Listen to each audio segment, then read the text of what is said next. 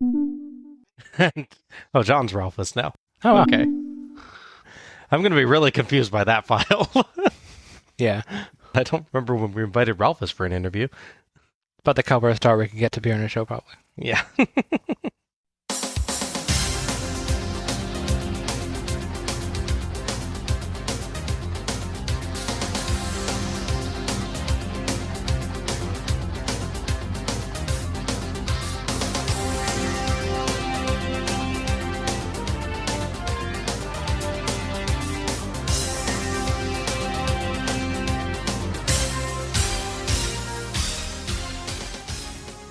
Hello everyone, and welcome to Let's Go to the Ring, where we take a look at the good old days and not so good old days of World Championship Wrestling, series by series.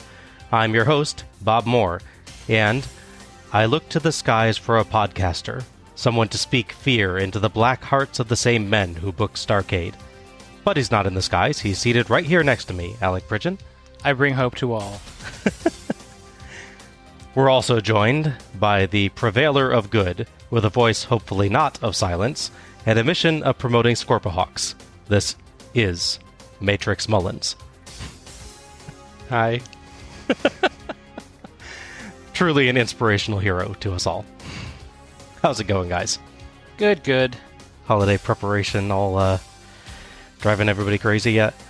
I just think it's easier just to wrap people up instead of presents, and then just unwrap them with everything in front of them. That is not a bad idea. I should try that with my dad. I'm just going to do what Gene Oakland's doing, which is skipping right to New Year's Day. Yes. Yeah, he does that. Close enough. Yep. 28th, Happy New Year. Why not? Time and space are relative. Tonight, we're taking a look at Starrcade 98. Who's next? The challenge has been issued. Last year, Goldberg was just starting his career and facing Mongo in the midcard. Tonight, he's the world champion with an undefeated streak of 173 matches, facing his challenger, Kevin Nash, in the main event. That is one heck of a swift rise to prominence. Yeah, that is a big jump. Like a win every other day. Yeah. And it should be good. I mean, WCW spent over a year building this guy up. There's no way that they'll screw this up and waste over a year's worth of effort. Again. I mean, they've surely learned their lessons by now. You would think so. Surely. Yeah, I did. That's why I said it. Yeah. Goldberg doesn't have face paint in this one. No. Does he ever have face paint? I know, but I was just saying there's got to be a way for them to screw it up. I was trying to think. I was thinking if he ever did have face paint, it would look a lot like Road Warrior Hawk, wouldn't it? Yeah, absolutely. I am all about all things Hawk. Yeah, exactly.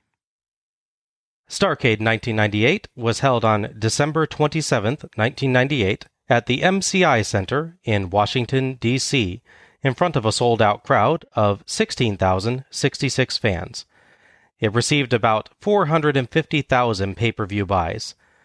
Now that's down 200,000 from 1997, but still around 210,000 more than 1996. So it's like right smack dab in the middle there. Because it's always good to do less numbers year to year. Yeah. At least they're still up at the moment, though. Mm-hmm. But did the pay-per-view cost more this year? Probably did. Probably did. Yeah. Losing only like half is good. Yeah. Now, for comparison's sake, the 450,000 is actually still a pretty good number for the year. It beats all but 3 of the WWF shows for the year. But those 3, WrestleMania 14 in March, SummerSlam 1998 in August, and Survivor Series 1998 in November, did beat it by quite a bit, earning 730,000, 655,000, and 600,000 respectively. Now, Starrcade does beat the buys for WWF's December show, though that was part of the more minor In Your House series. That would be In Your House Rock Bottom, which earned 290,000. I mean, when you name a show Rock Bottom, you assume it's going to be down, right? You would assume so. Yeah, just given. We're going to cover this in more detail on other shows, but there's been a change in the NWO. After Hogan's eventual actual loss to Sting at Super Brawl, Tensions in the group eventually led to a split into a black and white Hollywood faction led by Hogan and a black and red Wolfpack faction led by Kevin Nash. The Hollywood faction are pure heels, while the Wolfpack, okay, yeah, they're faces. They're the NWO. Right. I don't get how they're faces, but they're faces. Well, one of the three people that came in to destroy the company is now a good guy. Yeah, So what's hard to figure out about that? I don't know. It's so simple. Even Sting joins the Wolfpack at one point, and don't get me started on that one. At this point, Hogan has announced his retirement from pro wrestling to run for President of the United States, and Scott Steiner is now leading the black and white. Don't worry, that run is just another wrestling angle. Yes. So he doesn't get elected. No. Although Scott Steiner does prove, while successfully running the NWO in Hogan's absence, that he's a good manager, which will obviously lead to the future where he runs the Shoney's. Yes, yeah. Got to start here. Exactly. We open with a video showing World Heavyweight Champion Goldberg, cutting back and forth between close-ups from various angles in black and white, and odd sepia-toned clips of his entrance and him doing the jackhammer. The clips have a time counter at the bottom, advancing as they go from clip to clip. I think the idea here is to show how Goldberg finishes his matches quickly, since a clip labeled 8:03:41 shows the start of the match, and one labeled 8:04:04 shows the end. It's not necessarily a bad video, and it does make Goldberg look kind of cool, but it tells you absolutely nothing about what's going on the actual show. It's just, hey everybody, Goldberg exists. I mean, if there's any ever in doubt, they've cleared it up. Yeah. I think they should have stuck to sepia the whole time. It didn't mess with my eyes as much. Yeah. Kind of going back and forth between the two filters was kind of weird. I mean, it was ominous. I don't know, all the black and white thing is more of an NWO thing to me now. Yeah, that's true. Mhm. Yeah. We get a bronze-colored Starrcade logo tonight, and it's officially branded as WCW/NWO Starrcade this year. I did kind of like the color scheme myself, the bronze logo. Mm-hmm. I can see that. They're kind of getting away from the neon that they've been stuck in for a long time. Yeah, Saved by the Bell was a way long time. Well, I guess it's still popular now. Never mind. There were the college years. That did run afterwards. I don't know how. Yeah, I don't remember know when exactly that was. Tony Schiavone welcomes us with an amazing opening line. In a city where the fate of the free world is decided on a daily basis, tonight, the fate of WCW, the NWO, and the world title that's been in existence since 1905 will be decided at the MCI Center. Wow. Because your wrestling show is right up there with the business of the United States government. More exciting than C-SPAN. It probably is more exciting than C-SPAN. I'll give them that. This year, the stage has kind of a Greek columns look, with the Starrcade logo hanging in the center. I like the idea of the stage design, but I thought it looked kind of cheap. It's like they had a good idea but didn't have the time to fully flesh it out, so it just seems rather basic. Right. Plus, you have people who have to walk awkwardly around the logo hanging. Yeah, it's a little weird. Tony introduces his fellow commentators tonight, Bobby the Brain Heenan and Iron Mike Tenay. Sadly, no Dusty. We're done with my favorite commentary team for our Starrcade run, unfortunately. Yeah. Tony says that it's the biggest world title match they've ever witnessed, with Goldberg versus Kevin Nash. I get what he's going for, with Goldberg risking not just his title but his undefeated streak, but even so, there is no way that this match is bigger than last year when everybody was telling us the very fate of WCW itself was on the line, right? Or the year before, where it was a match of the century / lifetime, Bronze Age, whatever you're going to call it. Heenan says that Nash is bigger than Goldberg and has been a world champion, and he's more experienced, but Heenan is still betting on Goldberg tonight. Tenay says momentum might be on Nash's side as well with his time with the Wolfpack. Tony builds up the upcoming Flair versus Bischoff match. 2 Starrcades in a row, Eric? Wow. Yep. He says that Eric Bischoff has demanded that the Horsemen, that's Malenko, Benoit, Arn Anderson, and Mongo, be banned from the building. Could we have let Malenko at least have a match and then ban him from the building, that would have been nice. He's been great. Absolutely, yeah. Also, amazing they could show us that. Yeah, it would have been. Like, show it in the back and, otherwise just tell us they're not there. Yeah. Because let's be honest, WCW, they were probably actually backstage. Almost guaranteed that they flew them all into the show. Oh, yeah. So it's not like they weren't actually there and you couldn't show them be kicked out. They were definitely backstage. Yeah. I just see them like driving around the States in like a giant caravan, RVs, going from match to match just to save on some flights. Yeah, the WCW and saving money don't tend to go well together. No. Can you imagine if we had like the polling technology we had now, where like, who do you want to see next? And and people could put votes in, and whoever the top 2 votes were would fight. Twitter would be deciding Raw on a daily basis. Yep. There's no way that could backfire. The announcers agree that Bischoff is trying to stack the deck, but they say Flair has been world champ 13 times, so he is a formidable opponent.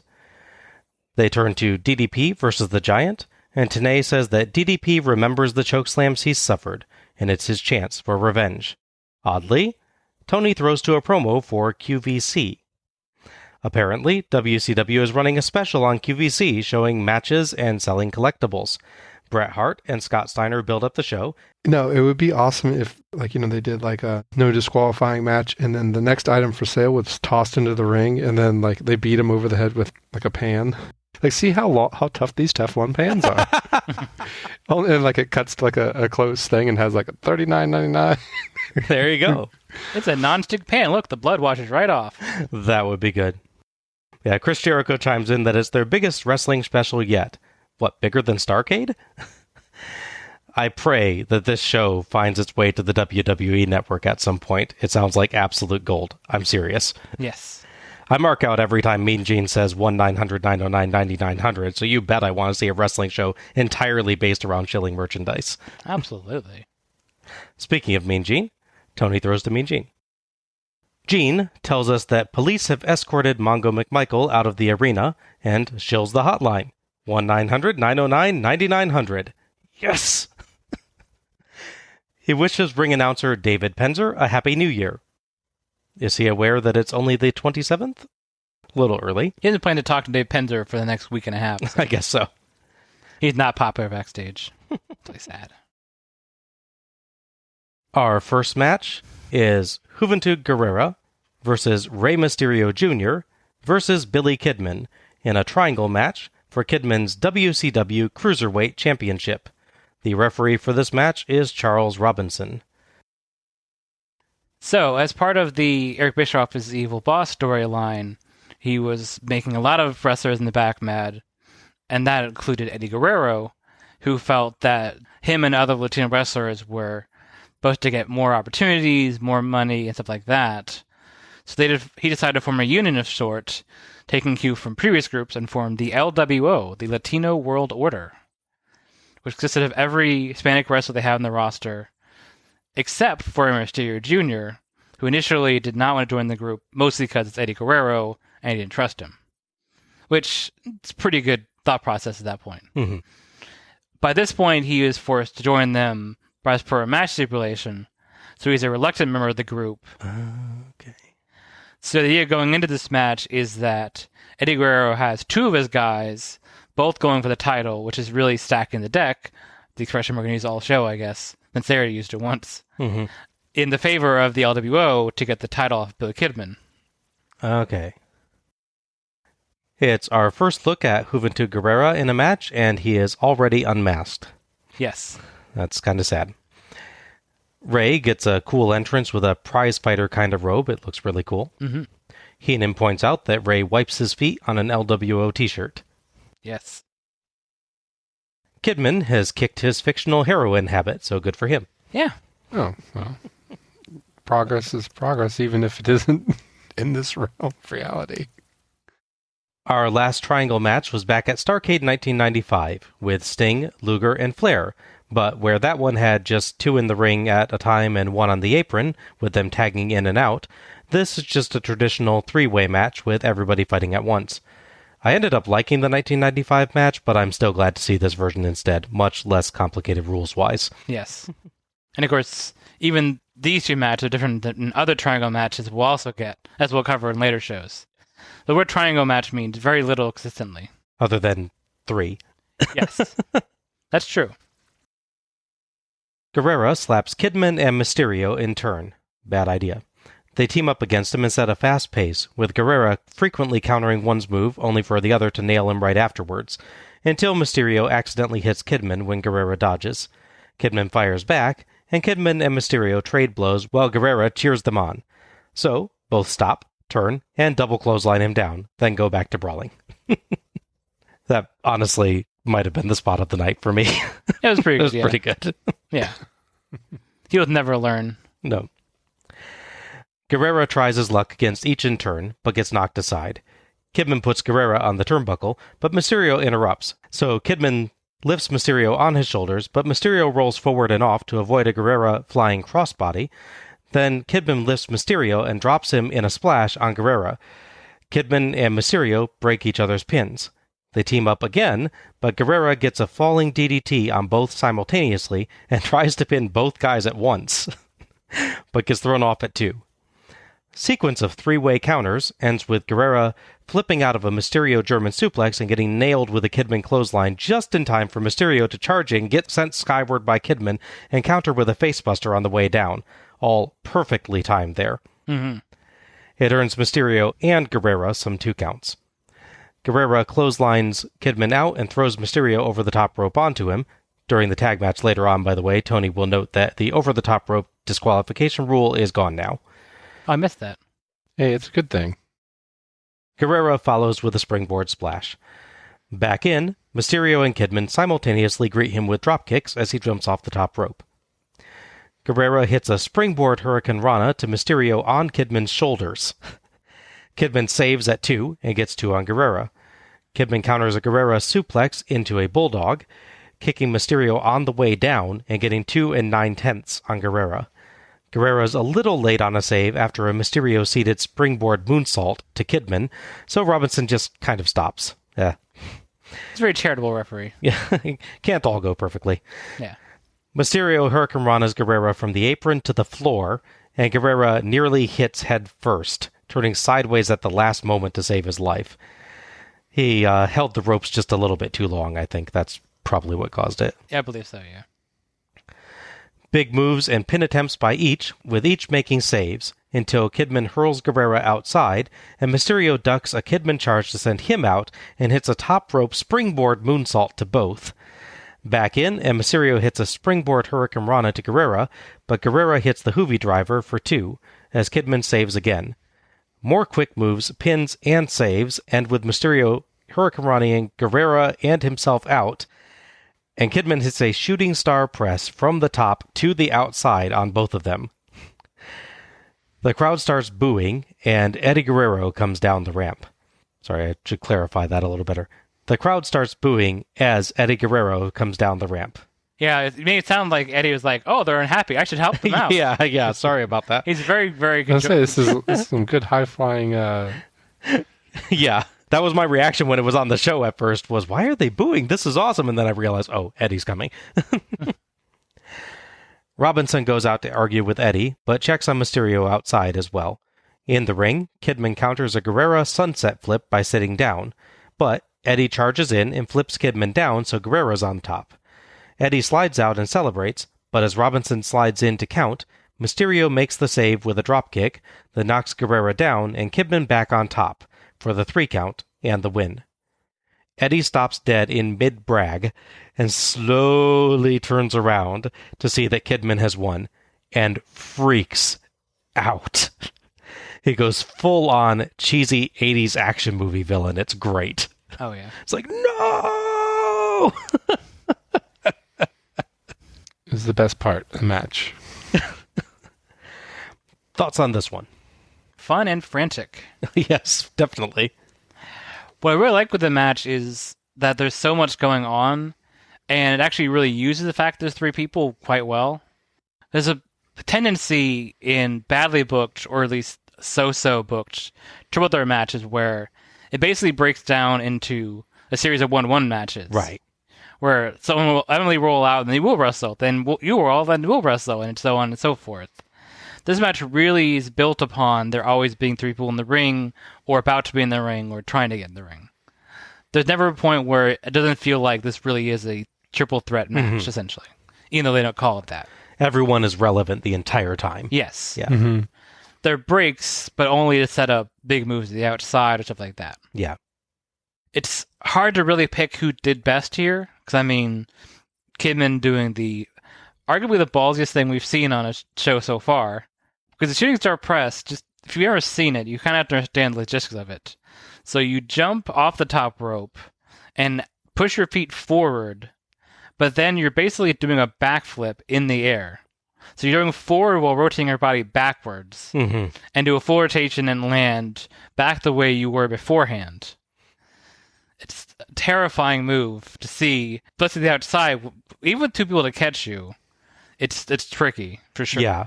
The shooting star press, despite that there's other even more flippy moves and everything, I think the shooting star press is by far my favorite top rope move. The physics of it are incomprehensible to me. I don't know. Oh, yeah. It looks neat. It just has a great look to it. Yeah, your mind creates this visual that time is somehow going slower. Yeah. Because you're rotating against what looks like the momentum of it. So it looks like someone jumps, time slows down, and then suddenly catches up again. Much like the editing trick Zack Snyder used to death in all of his movies. Yes. They slow down and speed up. Whereas stuff like the 450, which is amazing in its own right, is a cool move, but it is very fast and very sudden. There's almost a sort of mystical aspect to watching someone shooting star press. Yeah. Especially the higher up they are. Seeing people do it from the ground is impressive in its own right, like the running or standing ones, but with air, you sort of get an extra appeal to that. Now, I will note that I usually don't like matches based on whether they have outside interference or not. That's just my rule, as it should be clear by now. In this case, I give it a bit of a pass because one, that's actually not that much interaction. It's important to the finish, obviously, but it's not like it totally takes over the match. And plus, as we'll see, what happens with this finish leads immediately to the next match. So it's not like you're screwing me out of a clean finish and then, hey, buy the show next month. There's immediate payoff to this. And to be fair, it's averted, too. Oh, yeah. Eddie interferes, but then his interference is undone. Oh, yeah. No, I just mean the fact that the finish is decided by outside interference in some way. Yeah, okay. But yeah, this is definitely the least offensive way they can do that for me personally. But yeah, it's a really good match. Oh, I enjoyed the match. Anytime you have this much high-flying action, it's always a highlight for me. Sure. Rey Mysterio's great. I mean, actually, there was no one in the match that wasn't amazing. I will agree that the shooting star press was probably the best move in the whole match, and that whole slowing down time, I think that's a good way of describing it. This may be the footage that inspired Beautiful Joe. Yeah, I can see that. Yeah. Time dilation game that has lots of high-flying moves. But I did enjoy the interaction of him coming in, the crowd booing, and you see like this domino effect and that determines the winner of the match, and having 3 near pinfalls and interference back to back to back and doing it flawlessly did not take away from it at all. And it was nice to see that, they're just doing this flip-flop. Yeah. Absolutely. Kudos to the ref on this one. Keeping it all straight, too. Yeah, I had a feeling you were going to enjoy this one. It's so, innovative, action-wise. A great start. Out of all the Starrcades and everything, I enjoy the ones that start strong. Absolutely.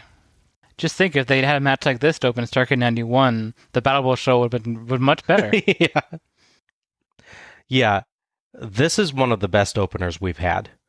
It's right up there with Malenko versus Ultimo Dragon for sure.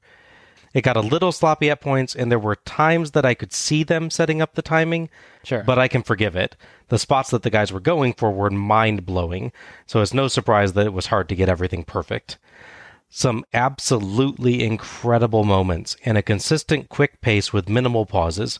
A terrific and exciting match that showed off just how talented and creative all 3 of these guys are.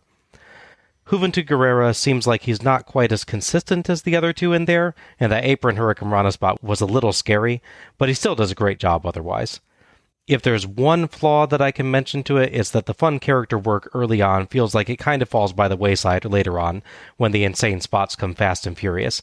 But they do keep the general storyline going quite well, and the match feels like it tells a complete tale. Even the ending interference can be forgiven since it's just countered and undone, so the match still gets a clean enough finish. Mm-hmm. Excellent start to the show. 2 times in a match, they tease a spot that feels like it's going to be a version of the Doomsday device, the Road Warriors, which makes me want to see Road Warrior Hawk doing the move that Rey Mysterio does, doing a flying Hurricane Rana to somebody. Oh, that sounds terrifying. I know, that's why I want to see it. Take this match and replace a few of the other matches tonight, it would be my favorite Starrcade. Yeah. Just replay it.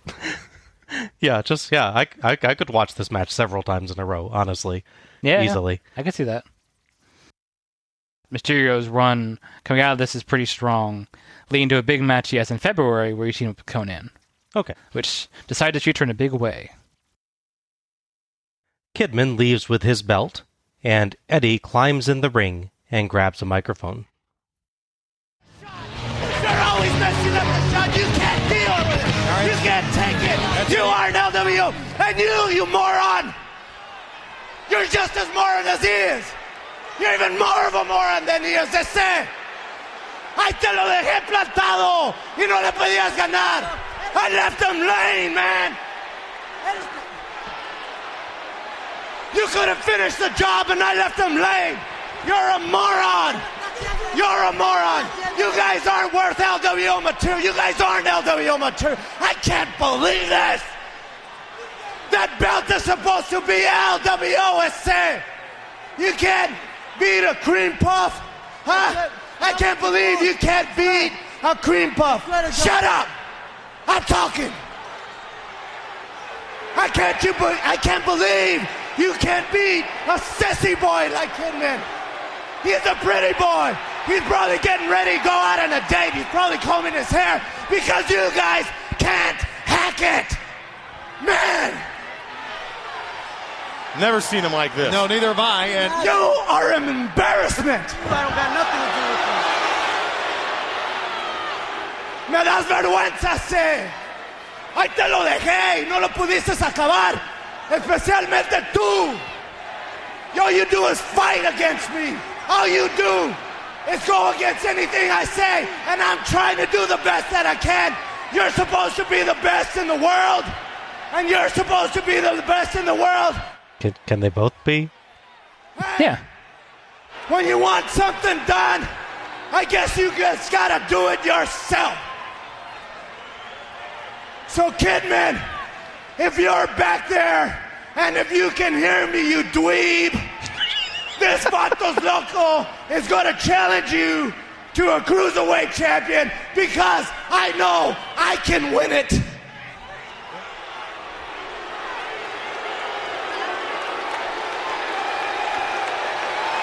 Now, Kidman's already gone. You know, Eddie, you talk a lot of garbage when you're all the way over there. But if you want a shot, there's no time like the present. Don't be foolish. Foolish is right. The man spit. I tell you what, pretty boy, you let me go get my stuff on, and I'll be more than happy to kick your butt all over this ring. I said, wait a minute. I don't mean to go in the back. If you want to talk out of that garbage now, you're really the sissy if you won't fight me right now. Ball's in your court, Eddie. Hey, wait a minute. I haven't even had a chance to prepare mentally. Cállate! What's the matter, Eddie? Are you afraid? I haven't had a chance to get ready. No, I'm not afraid. If you got the I time, want I a got piece a of you, belt. pretty boy. You want me? All right. Kidman's going to wrestle again? He just wrestled 2 men. And he's not 100%. This was a great performance buried in the middle of a kind of clumsy performance. Yeah, that's true. Eddie stumbles over his words a lot, and some of his statements come out rather perplexing until he corrects them, but he comes off as very raw and angry, and some of the clumsiness actually helps with that. It's almost just him being too mad to think clearly. It just ends up a little too disorganized for that. Juventud Guerrera's acting is great here. He looks totally distraught by how Eddie's treating him, and close to tears at points. I really felt bad for him. I'm not entirely sure why Kidman's so eager to fight Eddie right away when Kidman's the one that just had a crazy match, but boy did this pack in a ton of emotion and make me want to see this fight. Yeah, it's so close to being a really good promo segment. He just doesn't quite nail enough of the content to feel like he's just being angry and then just... Yeah. It's a shame, because it's otherwise really good, yeah. Referee Scott Dickinson runs down to the ring to officiate, and we've got ourselves a match. So our second match is Eddie Guerrero with Juventud Guerrera versus Billy Kidman with Rey Mysterio Jr. for Kidman's WCW Cruiserweight Championship. The referee for the match is Scott Dickinson.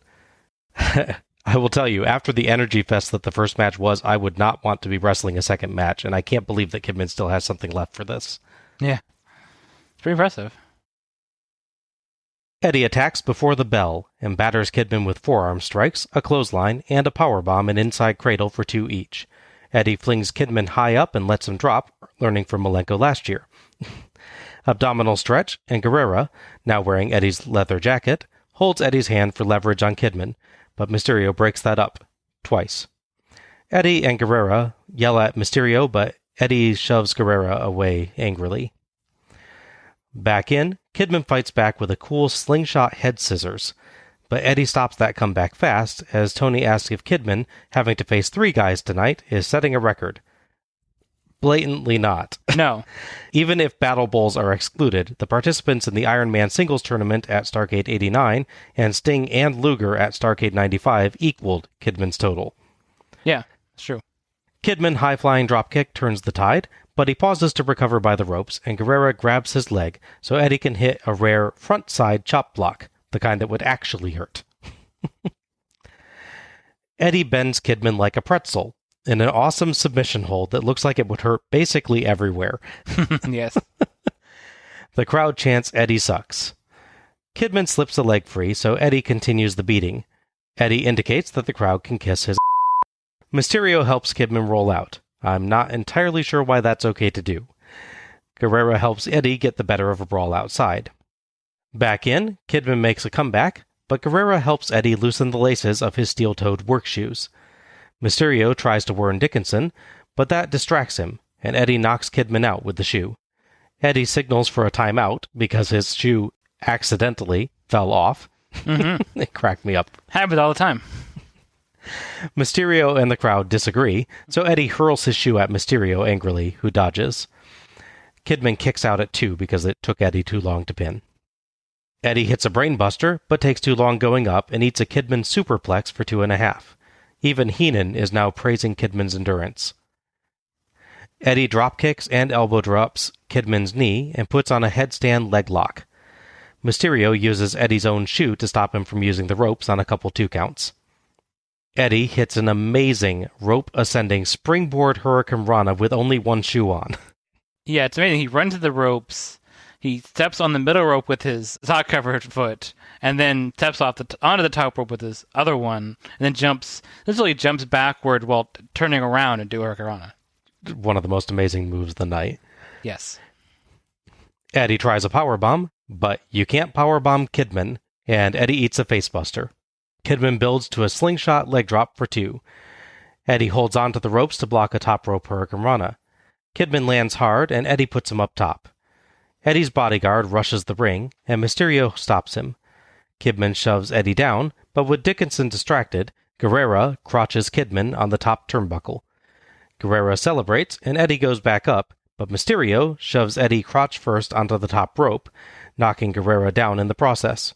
Kidman hits the shooting star press for the 3 count and the win, as Guerrera is too late to stop it.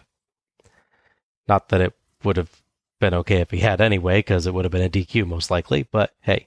I mean, given the way it's been, who knows? Good point. Mysterio helps Kidman leave with the belt, and Tony praises Kidman's 2 victories tonight. Heenan praises Kidman's guts. Thoughts on this match? I thought it was really good. What I really liked is the story of it on 2 fronts. So on the actual story front directly, It's Guerrero doing hard, impactful, sudden start to wear down a guy who's wrestled a long match with lots of flying, jumping. So it absolutely makes sense. Just strike him really quickly and wear him down, take whatever energy he has left out of it. The other aspect to it is that, as you mentioned, Kidman has to be tired after wrestling that match. So doing it this way allows him to recover as much as you can while someone's beating you up, Point. It's best to just rest while you're down. Exactly, yeah. But no, it's not like they just start a regular match like the previous match and he's just going again. It's a lot of time to allow him to get energy back so we can do the shooting star press and like that. Absolutely makes sense. I love, jokingly, sort of love seeing the shoe as the deadly weapon. It continues to be the most befuddling of all dangerous weapons in wrestling history. I mean, at least this one they do specifically say is steel-toed, right? So it makes sense why it would hurt to be hit with it, but still, I don't get why it hurts more than when he uses it to kick. Absolutely. So, wait. Get him down and stomp on him. This is the second Starrcade in a row that having steel on someone's toe has caused them to have things fly away. That's true. Yeah. I was worried for the crowd again on this one, but at least they showed that Mysterio had the shoe later, so I knew it hadn't gone. Either it didn't go flying into the crowd or someone nicely retrieved it. But yeah, seeing Eddie perform this way under, obviously, what is realistically is planned out circumstances, but playing like he's unprepared and wrestling in gear that you should not be wrestling in normally, and wrestling so well, like with the rope ascending move, it's pretty amazing. It shows you how talented that dude was. Yes, absolutely. Yeah. There's just lots of little things like the fronted parts of Hoovy trying to assist him and Ray trying to stop it. So it makes the interference a part of the match, but there's an equal balancing point to it with the two of them. And it's so well integrated that even if you, like me and Joe, don't like it, you can accept the fact that basically the match is built around this, so it's not like a cheapening thing for me, having interference like this. Finish, I guess, is fair since they cheated to get him in that position, so it's only fair to then cheat to get him out of it. So it sort of evens out that way. Yeah. There's just a lot of nice little things in there. Even just Hoovy putting on Eddie's jacket and wearing it ringside the whole time is actually a little touch I like. I don't even know why Kidman just comes back. Why does he have to come down? Well, he was challenged. He's a face, and faces are stupid. Yes. Well, I was just really surprised for him to come down. I thought they were just going to let this play out, Yeah, I was legitimately surprised by that too. Yeah. Yeah, I thought it might be just a little tussle, and that would be it. It wouldn't be like a full blown match. It might be like just a quick exchange.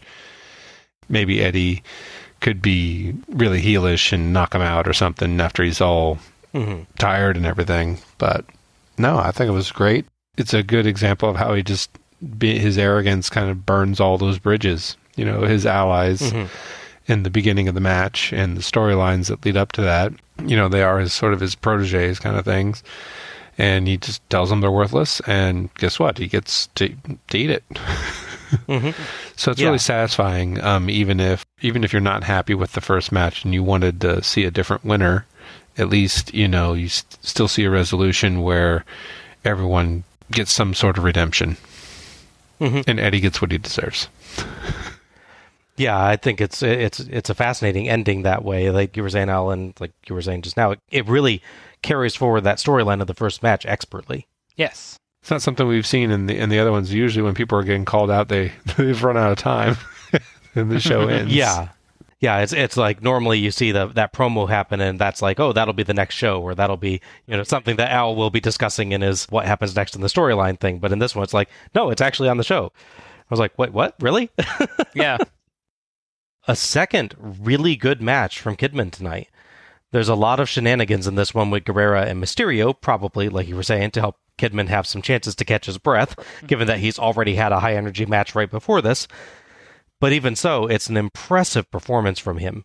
He's not bouncing all over the ring like the last match, but he's not letting Eddie do all the work either. He gets in a lot of cool moves over the course of this match, and puts in the effort to make his side of things work. Eddie, for his part, has an epic heel performance here. Oh, yeah. Brutal, ambitious, and spiteful. The best character work that I've seen from him yet.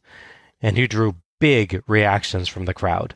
That's without even mentioning his awesome ring work with great creative spots and a good mix of power and agility. Good storytelling in carrying forward the story of the prior match, and Guerrero's desperation to earn back Eddie's respect, too. This has to be the best first two matches of any of the Starrcades we've seen. Yeah, it's hard to argue with that, honestly. Yeah.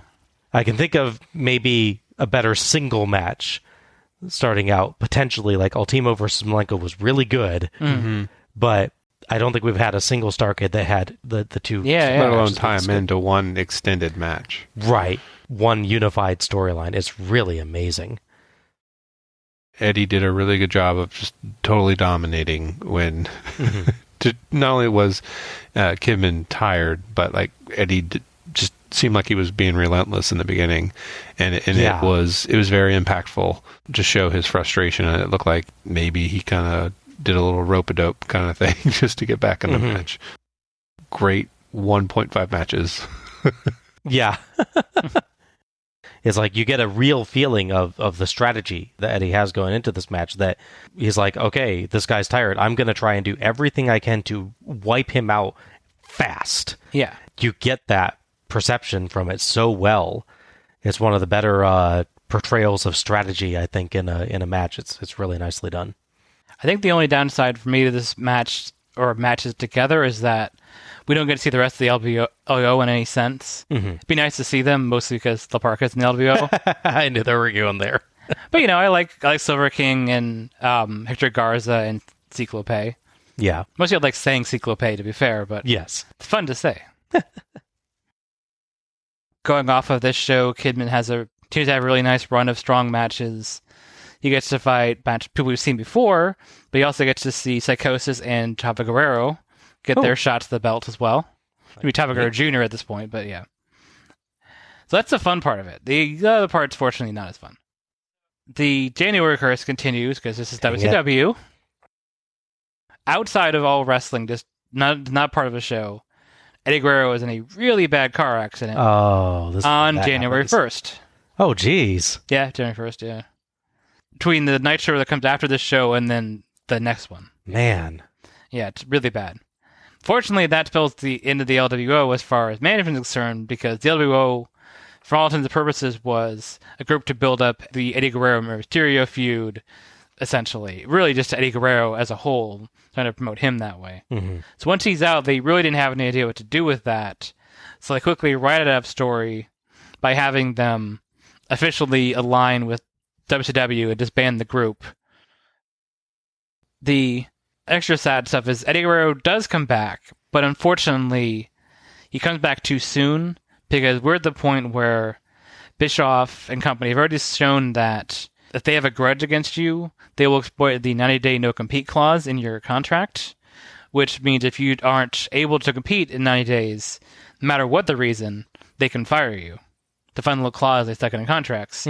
Most notably done to Six, a.k.a. X-Pac, who legit breaks his neck wrestling for WCW. They're mad behind the scenes at Nash and Hall. Our Nash and Hall have really lucrative contracts, and they have good downside guarantees, and basically it would cost them more to punish them. So he decided to send a FedEx package with pink slip to Six while he's at home recovering from his neck being broken. Oh, jeez. Yeah. So Eddie Guerrero knows this, and fortunately forced himself to come back too early. And he is not the condition he should be in when he comes back, which causes a lot of stuff he has to deal with and get over in the future, because he's essentially forcing himself to work hurt because he's afraid for his job. Yeah. Not a fun story to recap, unfortunately. No. It's sad the show we get to see the WO have this big moment is basically at the end of them. Yeah. As part of the promo where they get the LWO to rejoin WCW, they mention, just offhand, because he obviously doesn't appear on the show, this is the January 4th Nitro, I believe, so 3 days after the accident. They mention that Eddie Guerrero was in the hospital with a broken leg, and they imply that the bad guys had something to do with it, which is a really tacky way to incorporate actual things in real life into the story. So you could have gone without that, but yeah. We get a bizarre, short black and white video. Clouds fly by, interspersed with shots of Goldberg and Kevin Nash's faces, and the two of them arguing, or fighting, while ethereal music plays.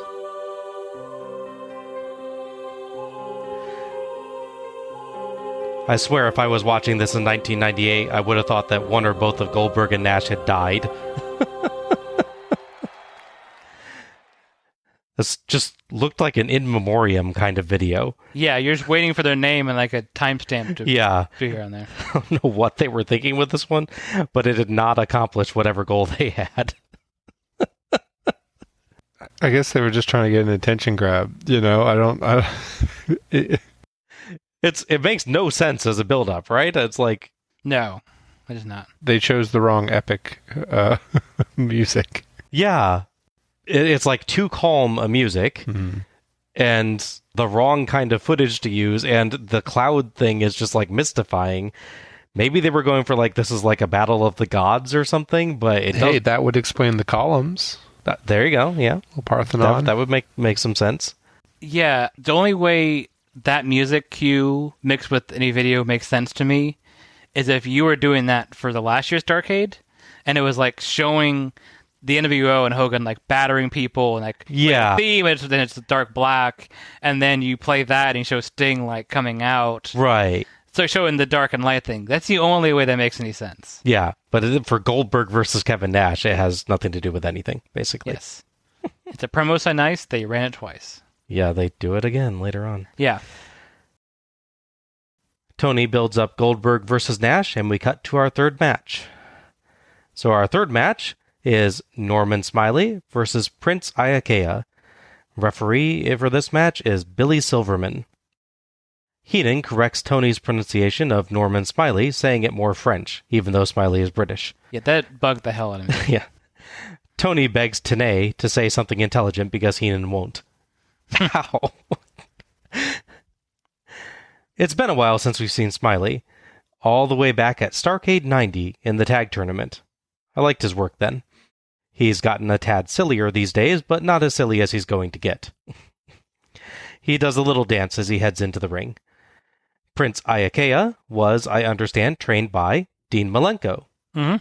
And his gimmick name references King Curtis Iaukea, who was a friend of Kevin Sullivan and plays the Master in the Dungeon of Doom angle. Why are they pronounced differently? Good question. I don't have an answer. I'm going to use Iaukea, as that's what they keep calling him here. Iaukea does a neat ceremonial dance in the ring. Iaukea has a strong start, including a neat roll out of a Smiley whip attempt. I've never seen that used as a counter before. Yeah. Iaukea dragon screw leg whip has me missing Dusty. Yes. He's probably laughing in the back right now. Yeah. Yeah. John's depressed that Dusty is not on. Don't bring it up. Yeah. You're allowed to be sad. Yeah. It's okay. Yeah. Makes you human. Iaukea sends Smiley outside with a drop kick and does a forward flip off the apron onto him and gets him back in the ring for 2 counts off of that and a snap suplex. Smiley takes over using an eye poke and builds to a front side hammerlock suplex into a wraparound hammerlock hold. I have no idea what those are called, but they were really cool.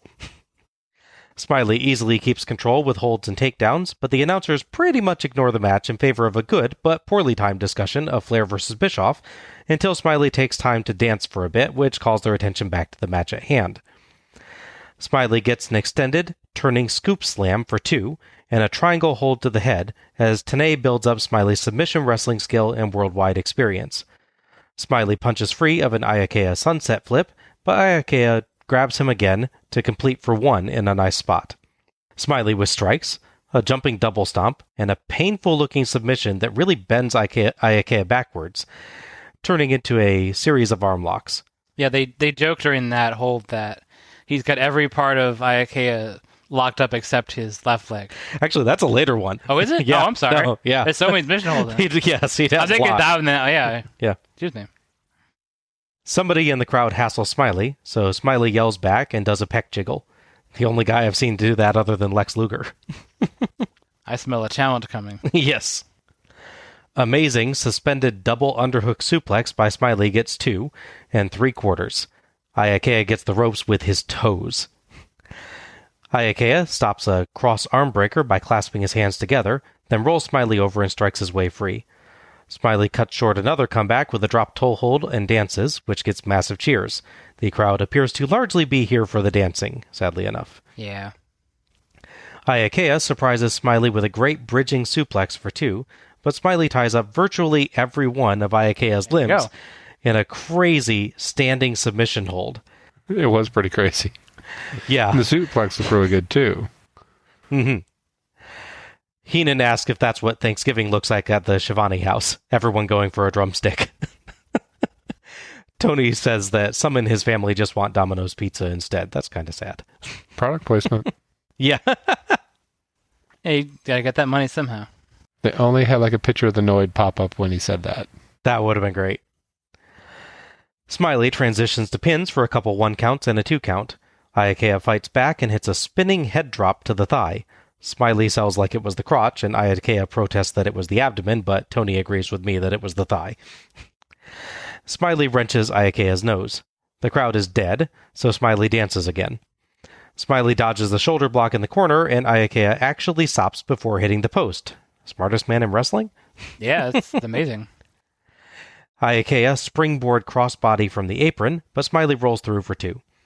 Smiley tries a backslide, but can't get leverage, so he slips around and fights for his Norman Conquest hold. Ayakea struggles, but Smiley finally locks it in and falls back. Ayakea can't reach the ropes and taps out to give Smiley the submission victory. Smiley dances again and has words with someone in the crowd again. Thoughts on this one? What I like about this match is it was very strong, back and forth, and also technical. Mm-hmm. They both seem to actually know the holds they're going for. There definitely seems to be slightly lopsided towards Smiley, who's definitely generally controlling the offense as far as like locking his opponent up and doing those kind of moves. But it's not to say that Ikea doesn't have his own. He has suplexes, and the fact that he's counter wrestling is impressive in its own right. Yeah. The only real problem I have with the match is that, for whatever reason, so Smiley is the bad guy in this case. It's not clear. He's definitely supposed to be. I feel like the fact that he constantly keeps stopping, as good as the match is going, he constantly stops to dance, which gets the crowd to cheer for him. It's very distracting. Yeah, I think it's supposed to be, a heelish thing, or like Disco Inferno did in his early days, where it's like he's always not taking his opponent seriously. Yeah, it was just a taunt. Like he was just showing that he was... No, and what I mean is, though, by the first time he's done it, the second time, I guess if you want to say it, he realizes that the crowd cheers this. So it's basically him like stopping a heels match to play a face, at least as far as this personal crowd goes. And my bigger issue is just the pacing of it, because it's start and stop part of it. I feel like if he'd done the dance first time, saw the crowd react the way they did, you could have teased it a second time, like start and then yell at them and see if they get a reaction, and then lock in a hold or do a strike. The problem is I feel like he's not fully playing a heel. It's sort of a reactionary thing, like you were sort of implying that he's doing it because the crowd is not reacting, so he does it. Yeah. I guess I'm more mad at the crowd for only really reacting to that, say, for a few things. Because there's a brief moment he gives a hold and the crowd cheers. And even the announcers say they appreciate the action. She could have cut the dancing part of it out. It would have been really, really good match. It's still strong. I don't take too much away from it. It's just the pacing is off because of that. And especially following Eddie Guerrero's heel wrestling. Yeah. Seeing this in contrast is maybe him not being used to being that character and just feeling a little defensive, so he does the dance to get cheers and attention. But still a good match. Well, I mean, I chalk it up. I don't know if Smiley or Smiley or whatever we're calling him is wrestling all that much anymore. Again, I don't know what's coming up to this, so I can just say, we haven't seen him since 1990, right? Yeah. Obviously, he's playing one character and tries to get, whatever screen time he is, so he's going to ham it up a bit. They didn't drag things out, but it was a long match. And they probably could have resolved it a little bit quicker without some of the other antics. I really did like Ayuke's fighting style. A lot of the moves he did had a certain whip to them, or like his strikes look almost like a different martial arts or something. It made him unique. different than any of the wrestlers I've seen on Starrcade. So I did enjoy. I was more interested in seeing more from him than I was Smiley. Yeah, I was gonna say I've seen other Iakea matches, and he can be good, but this is the first time that I've, because of what you were saying with like the counter wrestling stuff, Al, and the interesting style of his moves and everything, John. This is the first match where I've been like, I can see that you were trained by Dean Malenko. Yeah. I can see where you got like an awareness of all these different move types and everything. I really liked this. It was cool to see Smiley's style here, very submission focused with a lot of very creative and interesting holds. With Iakea more focused on striking and power and acrobatics, it gave the match a very varied style. I maybe would have liked to see a little more of Iakea, like you guys were saying, getting a chance to control, as anytime he gets offense, it gets stopped pretty quickly. But it made Smiley look awesome, so if that was their goal, bravo. I really liked the ending. It looked legit, focused on Smiley fighting to lock the hold on. Once he did, that was it. Iakea didn't get to hang out in the finishing hold and just keep resisting. He was just done. It really built up the Norman Conquest as a powerful finishing hold, too. But yeah, I was very annoyed at the crowd during this. They seemed to ignore everything but the dancing, and I was liking this, so I just kept wanting them to cheer. I really want to see Norman Smiley versus Dean Malenko now. That would be a really fascinating match, I think. So here, you can maybe break the tie on this. Bob and I are a bit divided on the whole Norman Conquest move name thing. So I understand his name is Norman, and so there's maybe not a lot of things you can do with it. I just feel like the 11th century invasion of England is not the most topical thing to name a move after. That's a super famous historical event. I know. I understand that. I don't know. The like referencing old things on Starrcade and WWE in general. This is probably the oldest thing they've referenced. I like the move. I'm not sold on the name. Well, it's better than pulling from like Normandy, storming of Normandy, World War II. Okay. The beaches of Normandy. You're talking about. Okay, no, I get you. Norman Conquest chicken wings sounds like a recipe.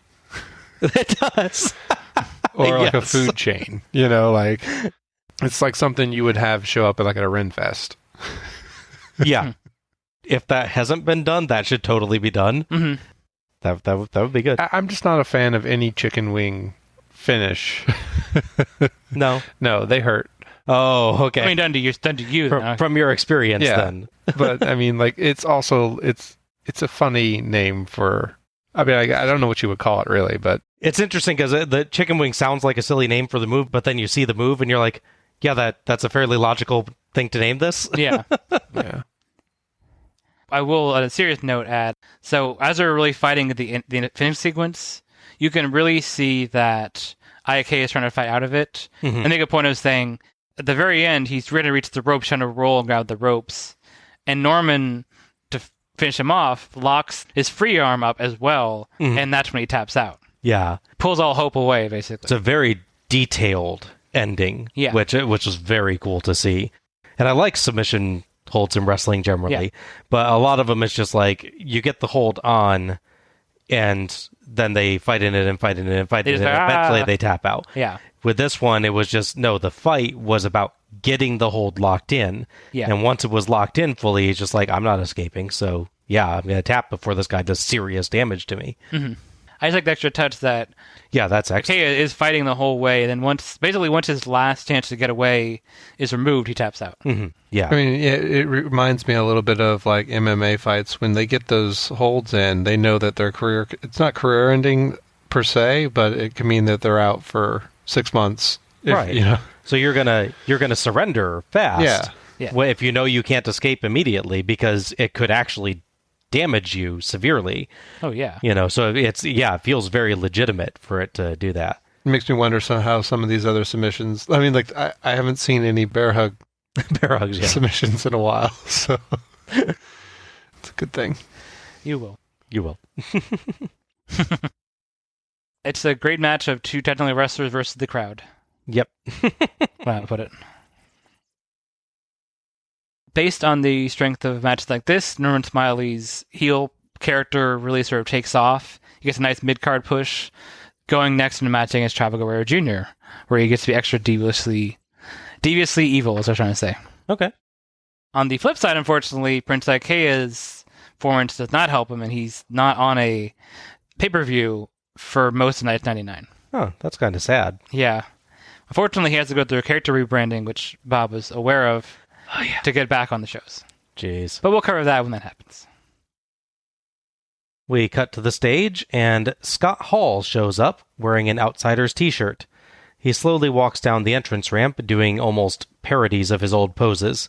Someone holds up a giant NWO Wolfpack credit card sign that was slightly strange. Hall gets into the ring, as Tenay tells us that he's been a man without a faction. Hall takes a microphone and hesitates a couple times, but finally speaks. Hey, yo.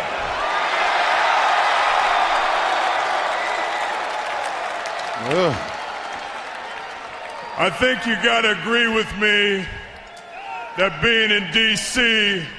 for the holidays is just too.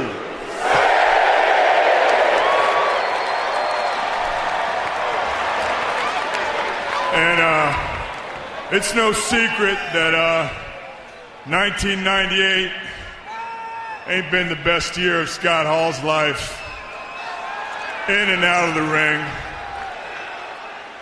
And I got nobody to blame for that but myself. I lost everything I ever cared about.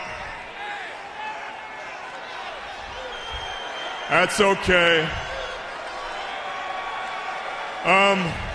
Later on tonight, a guy I used to look at as my big brother, Kevin Nash,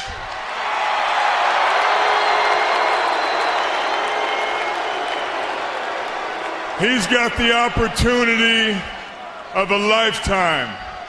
We rode up and down the road together, and we used to talk about what it would be like to be the main man in wrestling. Well, Kev, you told me a while back that I had to prove myself to you. And a lot of people in buildings all around the country been telling me I got to prove something to them.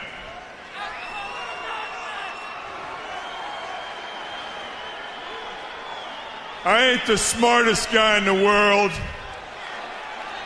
but I ain't got to prove nothing to Kev. Well, you sold negative, so you definitely proved that. I ain't got to prove nothing to you. There's only one guy that I got to prove something to. And he's 6'6", more handsome than 10 movie stars. And his name is Scott Hall. So I can't wait to kiss 1998 goodbye, because I guarantee you that 1999 is my year. I'm going to be partying because it's 1999. Mm-hmm. I'm not normally a fan of Scott Hall promos, but this was actually pretty great, I thought.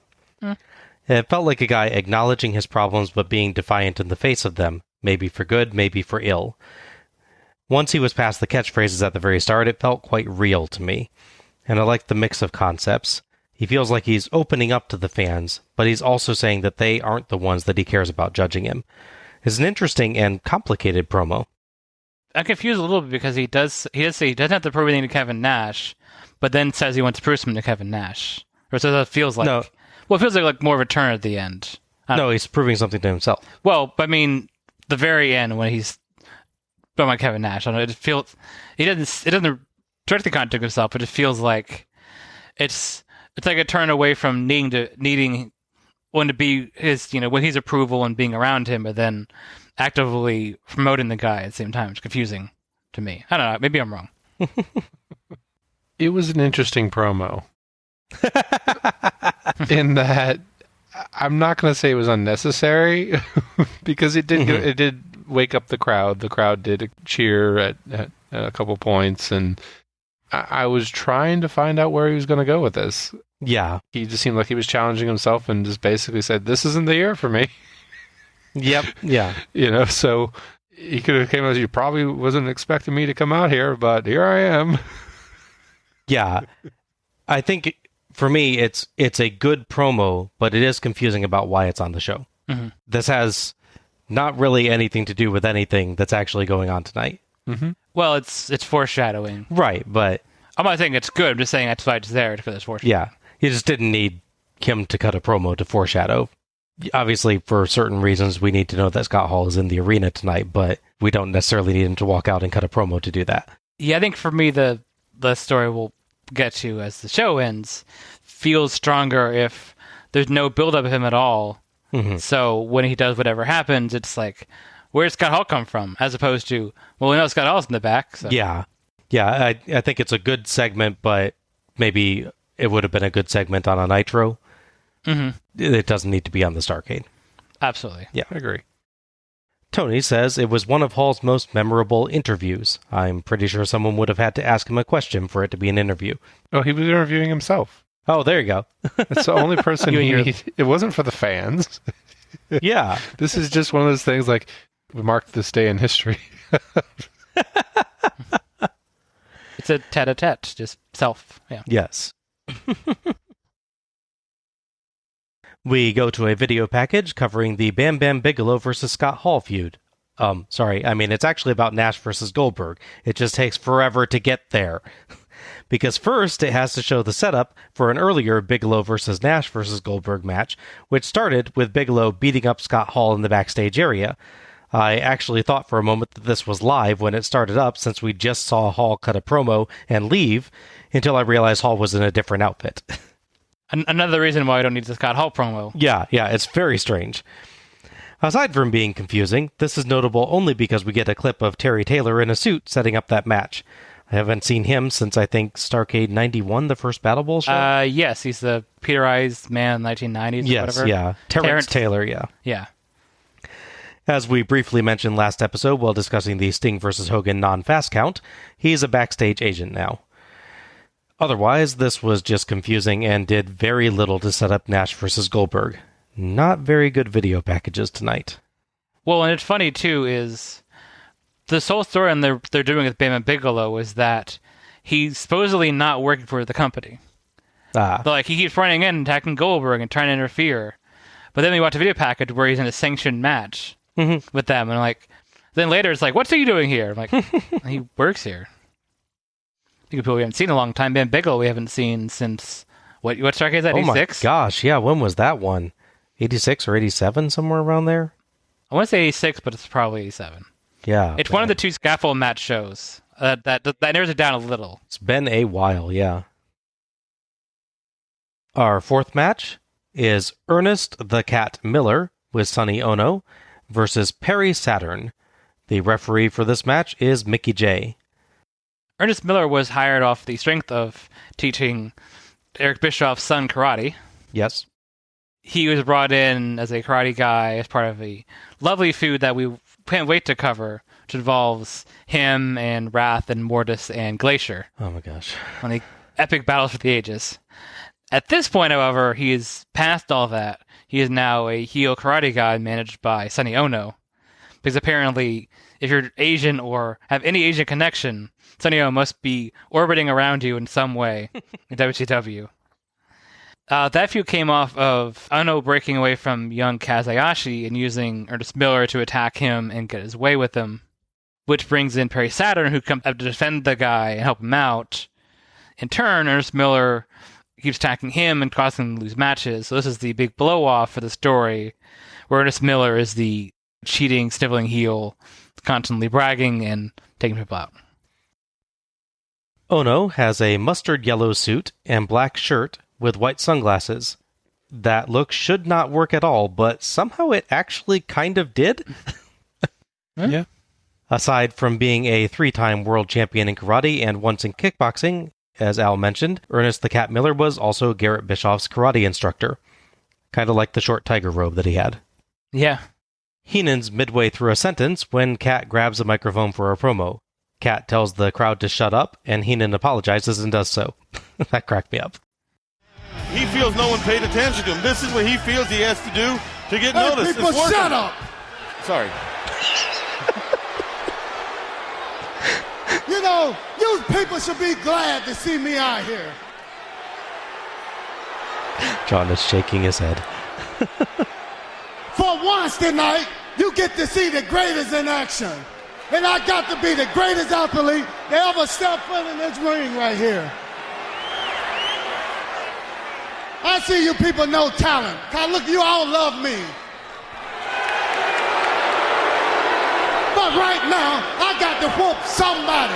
When I get through whooping this guy, you people gonna know why I'm the best. Now get him out here. Did they already know that? I thought that was established. Well, they know he's the best. They just don't know why. Oh. Yeah. Basic heel promo here. It makes his arrogance clear. Nothing really special. I did, however, like when he claimed the crowd loved him and posed while they booed and just pretended that they were cheering. Yeah. That was pretty funny. It did what it had to do, but I really don't know why he had to cut a promo. Yeah. Yeah. That's kind of all it's worth saying about it, isn't it? Yeah. I mean, really. I like that he got a reaction from being a bad guy, showing the crowd reacting the way they're supposed to for him. Yes. It's nice. I do like, I don't know if you're not going to play it, as part of his other promo continuing from this. There's like, at least once or twice, the crowd is making zero noise, and he yells at them to shut up. I've missed that. It's like, shut up, voices in my head. Maybe it's Randy Orton. Yeah. I don't know. I think they were trying to fill a void from Dusty not being there and failed. So you don't know why he's the best yet? No. I mean, no. He looks the best, obviously, but I don't know why he's the best. Okay. We'll have to wait and see if you change your mind. Perry Saturn's incredibly annoying siren brings him in. He's wearing a backwards bandana and a chain vest, which looks interesting. At least the weird little fringe of hair is gone. Would it be better if he wore chainmail on his head? No. Oh. No, it would not. Too late to tell Scott Steiner that, then. Yes, it's too late. A little. Heenan points out that Sonny Ono has a pinfall win over Saturn, and Tony asks if he's doing PR for Ono now. Heenan says he wouldn't do that, no matter how much money Ono has in Japan, and Argentina, and Swiss bank accounts. This is the same guy you tried to sell a show to. Yes, that's true. Kat takes the microphone again and tells Saturn that, by law, he has to give Saturn 5 seconds to leave before he rips him apart with his bare hands, then turns his back, counting. Saturn winds up the whole time, and Heenan jokes that the cat might end up on the south lawn of the White House. Ono tries to warn Kat, but Kat reaches 5 and turns around, and Saturn nails him in the jaw. Nice Popeye punch. It was a very quick match. I actually would have liked that. That would have been hilarious, yes. Kat rolls out and yells at the fans as they taunt him. Kat stalls outside and insists that Saturn stay back. Saturn turns to talk to the ref, so Kat slides in, but doesn't quite reach Saturn for this ambush. Kat sheepishly looks up at Saturn, and Saturn stomps him. That was pretty funny. Yeah. Kat slips free, does a karate pose, and rolls out of the ring. Heenan and Tenay build up Saturn's legit past as an Army Ranger, and say that Kat's martial arts tournament wins aren't going to impress Saturn. Back in, Kat offers a handshake, bows, and kneels before Saturn. Saturn kicks him in the chest, but Kat rakes his eyes, sweeps his leg, and chokes him in various ways. Kat argues with Jay after a 2 count, and Saturn levers Kat into a few 2 counts as Tenay points out that Kat seemingly has no defense against Saturn's mat wrestling. Kat rolls out, and Ono lectures him on letting Saturn wrestle him instead of keeping to his strikes, which is actually a pretty good manager moment there. Mm-hmm. Yeah. He earns that yen. Back in, Kat nails a sidekick, but wastes time celebrating and gets 2. Kat lands strikes, but Saturn keeps rebounding off the ropes to fire back. Saturn counters a spin kick into a back suplex in a great spot. Mm-hmm. Saturn gets 2 off a swift spinning suplex, hits a swinging neckbreaker, and goes up, but Kat dodges a jumping axe handle and hits a sidekick. Both are down, and Cat rolls on top for 2. Cat elbows free of a Saturn suplex and hits a big sidekick, and beckons to Ono. Ono takes off his coat and gets in. Tony wonders why they're doing this, since Cat will clearly be DQ'd if it works. Good question. I, again, don't have an answer. Sonny charges across the ring and lands quite a nice flying kick. To Cat, as Saturn escaped just in time. Ono, by the way, was himself a bantamweight world champion from 1975 to 1981. Yeah. Cat angrily gets up and kicks Sonny to knock him flying, but Saturn hits the Death Valley driver on Cat for the 3 count and the win. Saturn celebrates and leaves, and Cat brushes off Ono as he attempts to apologize. Thoughts on this one?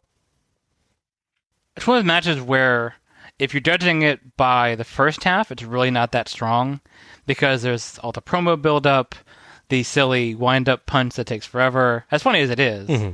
The, I'm going to lead, just kidding, I'm coming back. And then, it still takes a while to quite get into an actual even flow of the match, because in theory, with the story they're going for, the striker versus wrestler sort of contrast is good, but I think it's really this point that Ernest Miller is not a strong enough actual wrestler to be able to go with it fast enough. So it's the more awkward, realistic wrestler versus striker thing than an actual dynamic, if that makes any sense. Ironically, this is 2 matches and 2 years in Starrcades with Saturn that took a while to get to an even flow. That's true. I'd be mad at that joke, but I have a worse one later, so I can't be too mad at that. Once it gets going, there are good moves. Molly, I think the only thing I would take points off for, if it's the point scale thing, is the timing on the axe handle and then kick thing was a bit off. Yeah, he doesn't kick him quite right. I don't think he was supposed to interrupt the actual move, but he's clearly supposed to hit him faster as soon as he lands, yeah. I really wish he just interrupted the actual move. Yeah. Do a round kick, hit him in the chest. I don't want to kick him with the face coming off. That's going to break his jaw probably, but yeah, I would definitely just actually done a counter one. Especially given that like 2 matches ago we saw drop kick out of midair, and it's like, oh, yeah, you can do that, can't you? Yeah. My final note I wrote for was, a good Nitro match, but why is it here? And my biggest disappointment is that Ernest Miller takes the Death Valley driver and goes down, but doesn't land on his feet like a cat should. See, totally had a worse joke. Oh, okay. Boo. Boo. Meow. Very interesting choice of opponents for this match. I think they're just trying to change things up and trying to find things that appeal to a larger crowd. Cat's kind of refreshing in that now we have different type of heels. You know, we can see like all the different ways you could be a heel. I did like the striker versus, technique versus technique. And there was, like you said, a good managerial moment there, which I thought was a nice touch. I'm not used to seeing Sonny Ono give those things. Yeah, like, wait, what? We've seen him manage in a lot of different matches, and this is the first time that I've said, oh, that was a good manager moment. Well, he's usually just taunting the whole time or trying to distract, and I'm glad that they kind of went that way, because he gets kind of annoying, like in New Japan versus WCW. It was... 7 Sonny Ono manager matches in a row. Yeah. So there's a segment in the middle where Saturn's going up against rope, and the cat just kind of walks into a punch. And then, they just go back and forth a few times, which I thought was kind of nice, showing that they could both be strikers, so to speak. And then at the end, predictably, you have interference that backfires. And I thought that was just a nice finish to the match, and kind of felt more like in line with what I would expect from Sonny Ono. Yeah. He disappointed you by being effective. So when he messed things up, you're like, oh, good, that's what I was hoping for. Right. That was the only part about this match that I didn't like, was that he just wasn't playing his role to its fullest until the very end. This had some pretty good comedy, but considering how short it was, for me, there was way too much stalling in there. Yes. I think the general story kind of works. Cat being overconfident and not having his guard up, so Saturn just manhandles him. But once Cat gets his head in the game, he holds his own, until his temper brings about his downfall. It just feels a little weird to me just how outclassed Cat looks until late in the match. Heck, even to the end, the sidekick, which does look good, is really the only move that keeps working for him, which makes Saturn look kind of a little bit dumb. Third time the cat goes for the exact same kick, you should probably see it coming. If it helps, that would become his finisher. Yeah, it's the feliner, isn't it? Yes. Oh. That's the right reaction to that name. A proper Norman sigh of exasperation. Yes. I thought it was going to have something to do with like the tin roof. And they do realize that martial artists learn throws too, right? Not just strikes. I liked a lot of Saturn's counters and mat work, though. He looked really good here. But the match as a whole was just a little too slow and uneven for me. It did have fun moments, but not enough of them. Comparing the immediate future of these two is an interesting study of highs and lows. So the high point being Perry Saturn gets engaged in a lengthy, memorable feud with Chris Jericho, which are some of his more famous stuff. The flip side is Ernest Miller has very exciting feuds against wrestlers like Scott Norton and Disco Inferno. Oh, those sound like they'd be your favorite feuds, Al. Yeah. He has one more, but I'll mention that when the relevant person comes up as well. We go to the stage, and Mean Gene wishes everyone in DC a happy and prosperous 1999, again several days early, and brings in Ric Flair, who comes out in a great, sparkly silver robe. Good to see the robes again. Mean! Woo! My God! Gene! We have finally arrived! Woo! Ric Flair, very quickly, I'm going to get to the meat of the matter. Earlier on, we got the news the other horsemen have been barred from the building. They had to restrain Steve Mongo McMichael. He was taken away by officials. And apparently you've agreed to all of the stipulations, including not having the horsemen here and the fact that Eric Bischoff could have the NWO black and white here. Understand this. Bischoff today still runs WCW. He still calls the shots. I met with Arn. I met with Benoit. I met with Malenko. I told Mongo, it makes no difference. We're in the MCI Center. I don't care who's here. Bischoff gets his ass kicked tonight. Simple. I think you've got a lot of people that would like to see that. And me, Gene, when I say that we beat up Bischoff, I mean we beat up Bischoff piece by piece. We stomp his arm. We strangle his neck. We bite his fingers. Wow. We gouge his eye. Whoa. We kick him in the, you know it. We put the figure four on him. We squeeze it until the bone goes, gick. I've seen it. I've heard it. I've felt it. And with a little luck, but by the grace of God, you, my friend, will find out what it means to be a jet flying, limousine riding, kiss stealing, wheeling dealing, son of a gun, because tonight you're gonna bleed, you're gonna sweat, and you're gonna pay the price of wrestling tradition. Woo! The response of the Nature Boy Ric Flair. No horseman in the building tonight. He and Eric Bischoff head on here tonight as part of Starrcade. Not really any surprise that Ric Flair cuts a very fun promo, especially when he loses his dang mind like this. Yeah. I really like this one. Flair does a pretty great job of still laying out the story's important notes in the process. Bischoff's still powerful in the company, and he's stacking the deck, leaving Flair without his allies, and Bischoff with plenty who could come to help him. Good energy and good storytelling. It's Ric Flair. Well, at least we're getting this instead of the promo package to build up the match. Oh, go. I hope they find that owl that they let in there. Just that intro for that promo is just like, oh yeah, here's the energy level dialed up to 11.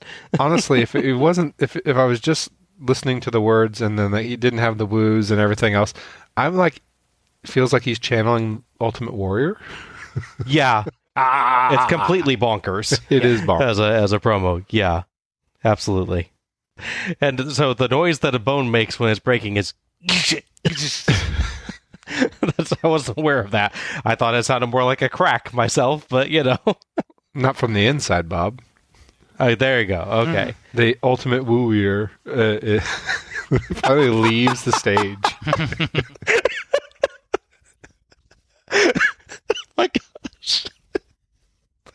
Oh, the ultimate woo-ear. That is awesome. Man, yeah, if Flair had been a face, there's a brief time they're both in the company together in WWF, that would have been great for the tag team. Oh my gosh, that would have been a terrific Ultimate tag name. Warriors. The Ultimate Woo-ears. Oh man, yes. Absolutely. We cut to a very lengthy video package covering the entirety of Eric Bischoff's NWO-related storyline from 1996 to 1998. This was very well produced, but it's longer and far more complete than it needed to be. It goes on for 3 full minutes before it even reaches Bischoff versus Flair. We see the Flair family again for the first time since Starrcade 1993. Lots of blasts from the past tonight. Their appearance doesn't go quite as well for them this time, with Bischoff beating up David and kissing Flair's wife Beth.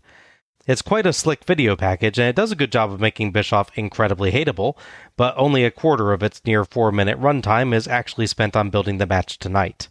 I was very annoyed by this one. Yeah, just think all that time they're wasting could have gone to that Saturn Ernest Miller match. Really made it come together. I mean, or something else on the show. Yeah, like do with the actual match it's building up, yeah. Yeah. I think I developed heartburn while watching it. I was just getting like a little anxious. I think I have it now. We cut backstage to see Scott Steiner and Buff Bagwell taunting Conan about the Wolfpack being dead. Kind of odd to say, given that their leader is having a world title shot tonight. Threatening Conan, Steiner lets slip that he promised Luger that he wouldn't attack Luger, so when Luger runs in to make peace, Conan is suspicious of him. Luger tells him, "You gotta chill out, man. I'm cool." And scene. Not sure why that was on the show. Well, that's important for Nitro. Of course, we gotta watch that now. Yeah. I will say, in a few times, I'll say, in Steiner's defense, the point he's trying to make with the Wolfpack is that they're down 2 members from storyline and real life purposes at this point. Mm-hmm. So they were a bigger group, and they're down to basically like 3 people. Yeah, fair enough, but one of them may be world champion at the end of the night. Right. So, well, he doesn't believe he's going to win. Yeah. Our 5th match is NWO Black and White members Brian Adams and Scott Flash Norton with Vincent versus Fit Finlay and Lightning Foot Jerry Flynn. I love that name. Lightning Foot? Yes. With Jerry Flynn's mullet. Referee for this match is Scott Dickinson. It feels kind of weird that we're seeing Jerry Flynn for our show well before the much more famous Jerry Lynn. Yes. Much more famous and much better. It's worth noting that Flynn is another legit martial artist in a string of them tonight. His Wikipedia page claims that he came, quote, close to beating Goldberg in a series of matches in 1998. I got curious, so I took a look at several of them. I mean, sure, in the same way that one could get really close to beating a grizzly bear before being mauled. Okay, to be fair, he does land some nice kicks and get a hold or two, and I'm sure there's some matches that I didn't see, but still, no. He did actually get more offense in than Mongo, though. Oh, that's good. So, Seems like they have like a lot of new blood. I mean, they may not be new, but like a lot of first timers. Mm-hmm. Seems like they're just trying to, make a name for themselves. I think that's a good use of Starrcade for non-stars. I mean, Starrcade. Yeah. yeah. It's like they don't have 4 different shows a week, and you can promote them other places. A star is made There you go. in Starrcade. They mistook it as Star Made instead of Starrcade, yeah. I get you. NWO theme count, 1. As the teams enter, Tony says that they've just received a note from the WCW Executive Committee informing them that the Goldberg vs. Nash match will now be a no disqualification match. Tenay says he noticed the committee was behind closed doors debating for a while today, and Heenan says Tenay was listening with a glass at the door. Tony wonders who pushed for the no disqualification stipulation. Bryan Adams has very strange facial hair with pointy sideburns that look like little arrows pointing to the sides of his mouth. Not really a fan of that. Why not? Well, it's for the ladies. He's like, hey, right here. Oh, okay. What? Yeah, you heard me. I thought it was for like directing food. It's a reminder for himself what he uses Hamburger. to eat. Oh, there we go. Yeah, the real problem until then, sticking the hamburger in his ear. Mm-hmm. Finlay does well against Adams. I gotta say, that was one of the weirdest comments you've ever made. Good, I'm glad. Okay. Hey, right here. There's arrows. Finlay does well against Adams to start, eating a massive clothesline, but returning his own jumping clothesline and elbow drop for 2. A missed corner charge lets Adams tag Norton, who beats Finlay up and hits a big power slam. Flynn saves with a kick. Finlay slaps Flynn's back as he's ducking back through the ropes, which apparently counts as a tag now. Okay. Mm-hmm. Norton blows right through a double clothesline from the 2 and clotheslines both down. Flynn dodges a corner charge and hits a spinning wheel kick, using the ropes to flip himself safely outside. Tenay mistakenly calls Flynn Thunderfoot instead of Lightningfoot. No one really cares. No, not really. Norton tags Adams. Flynn ignores a test of strength offer and hits kicks and chops, but Vincent sneaks in a blow from behind so Adams can hit a tilt-a-whirl backbreaker for 2. Flynn is reaching Luger-esque Valium levels here. Yes. Flynn counters a couple Adams punches with a hold and kick in a neat little martial arts sequence. Finlay tagged in, and he keeps up the attack with forearm strikes. Adams counters a back body drop attempt with a pile driver and tags Norton. He batters Finlay, getting 2 off a neckbreaker. Finlay tries for a tag, but Flynn stands there looking bored until he realizes what Finlay is doing and finally reaches out. Norton drags Finlay away and trades off with Adams to continue the beatdown, though Finlay does get 2 off a DDT. Punch to Adams' balls gives Finlay time to tag Flynn, and Adams tags Norton. Flynn lands several kicks and hits a neat spinning enziguri variant. Adams in with a double axe handle, but Finlay in to team up for a double clothesline with Flynn to Adams. Finlay and Adams brawl outside, and Flynn kicks an interfering Vincent, but Norton clotheslines Flynn and powerbombs him for the 3 count and the win. NWO theme count, 2. Tony calls this a big win. Really? It's not every day you beat Jerry Flynn. It's like twice a week you beat Jerry Flynn. Yeah. But not every day. I think he was just talking about Norton. But, like, it being a big win for Norton? Because Norton's big. Oh, okay. I get you. There's a weird blank second or 2 in the video as the replay ends. I'm not quite sure what happened there. Guess just something wasn't quite timed right. Yeah. Thoughts on this one? It's a decent match. The high points for me are pretty limited, honestly. I would say it's really just the moments where you see Adams and Norton really showing off their pretty legitimate power. Mm-hmm. Yeah. That said, it's a little weird that, as you mentioned, a pile driver is used and no pin attempted, and then neckbreaker is used and has pin attempted. Mm-hmm. It's like, that seems backwards. When Flynn's actually in the ring just doing his kicks, I thought they looked good. Mm-hmm. Yeah. He clearly knew how to do those correctly. Yeah.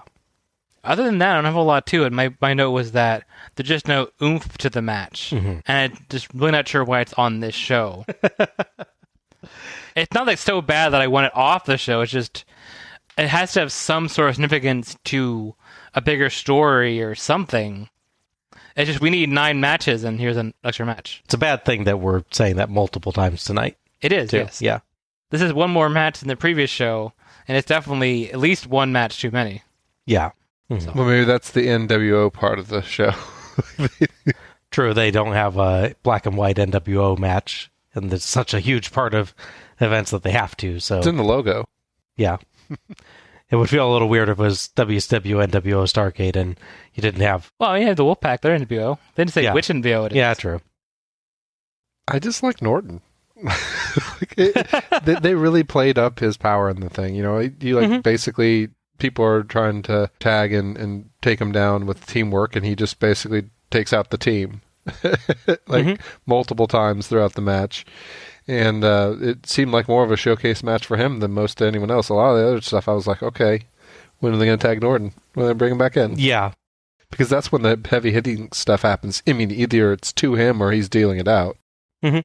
They did a good job, Al was saying, with the kicks and everything. There's a martial artist theme that's sort of peppered throughout the whole night. I mean, Eric Bischoff clearly booking this show. Mm-hmm. True.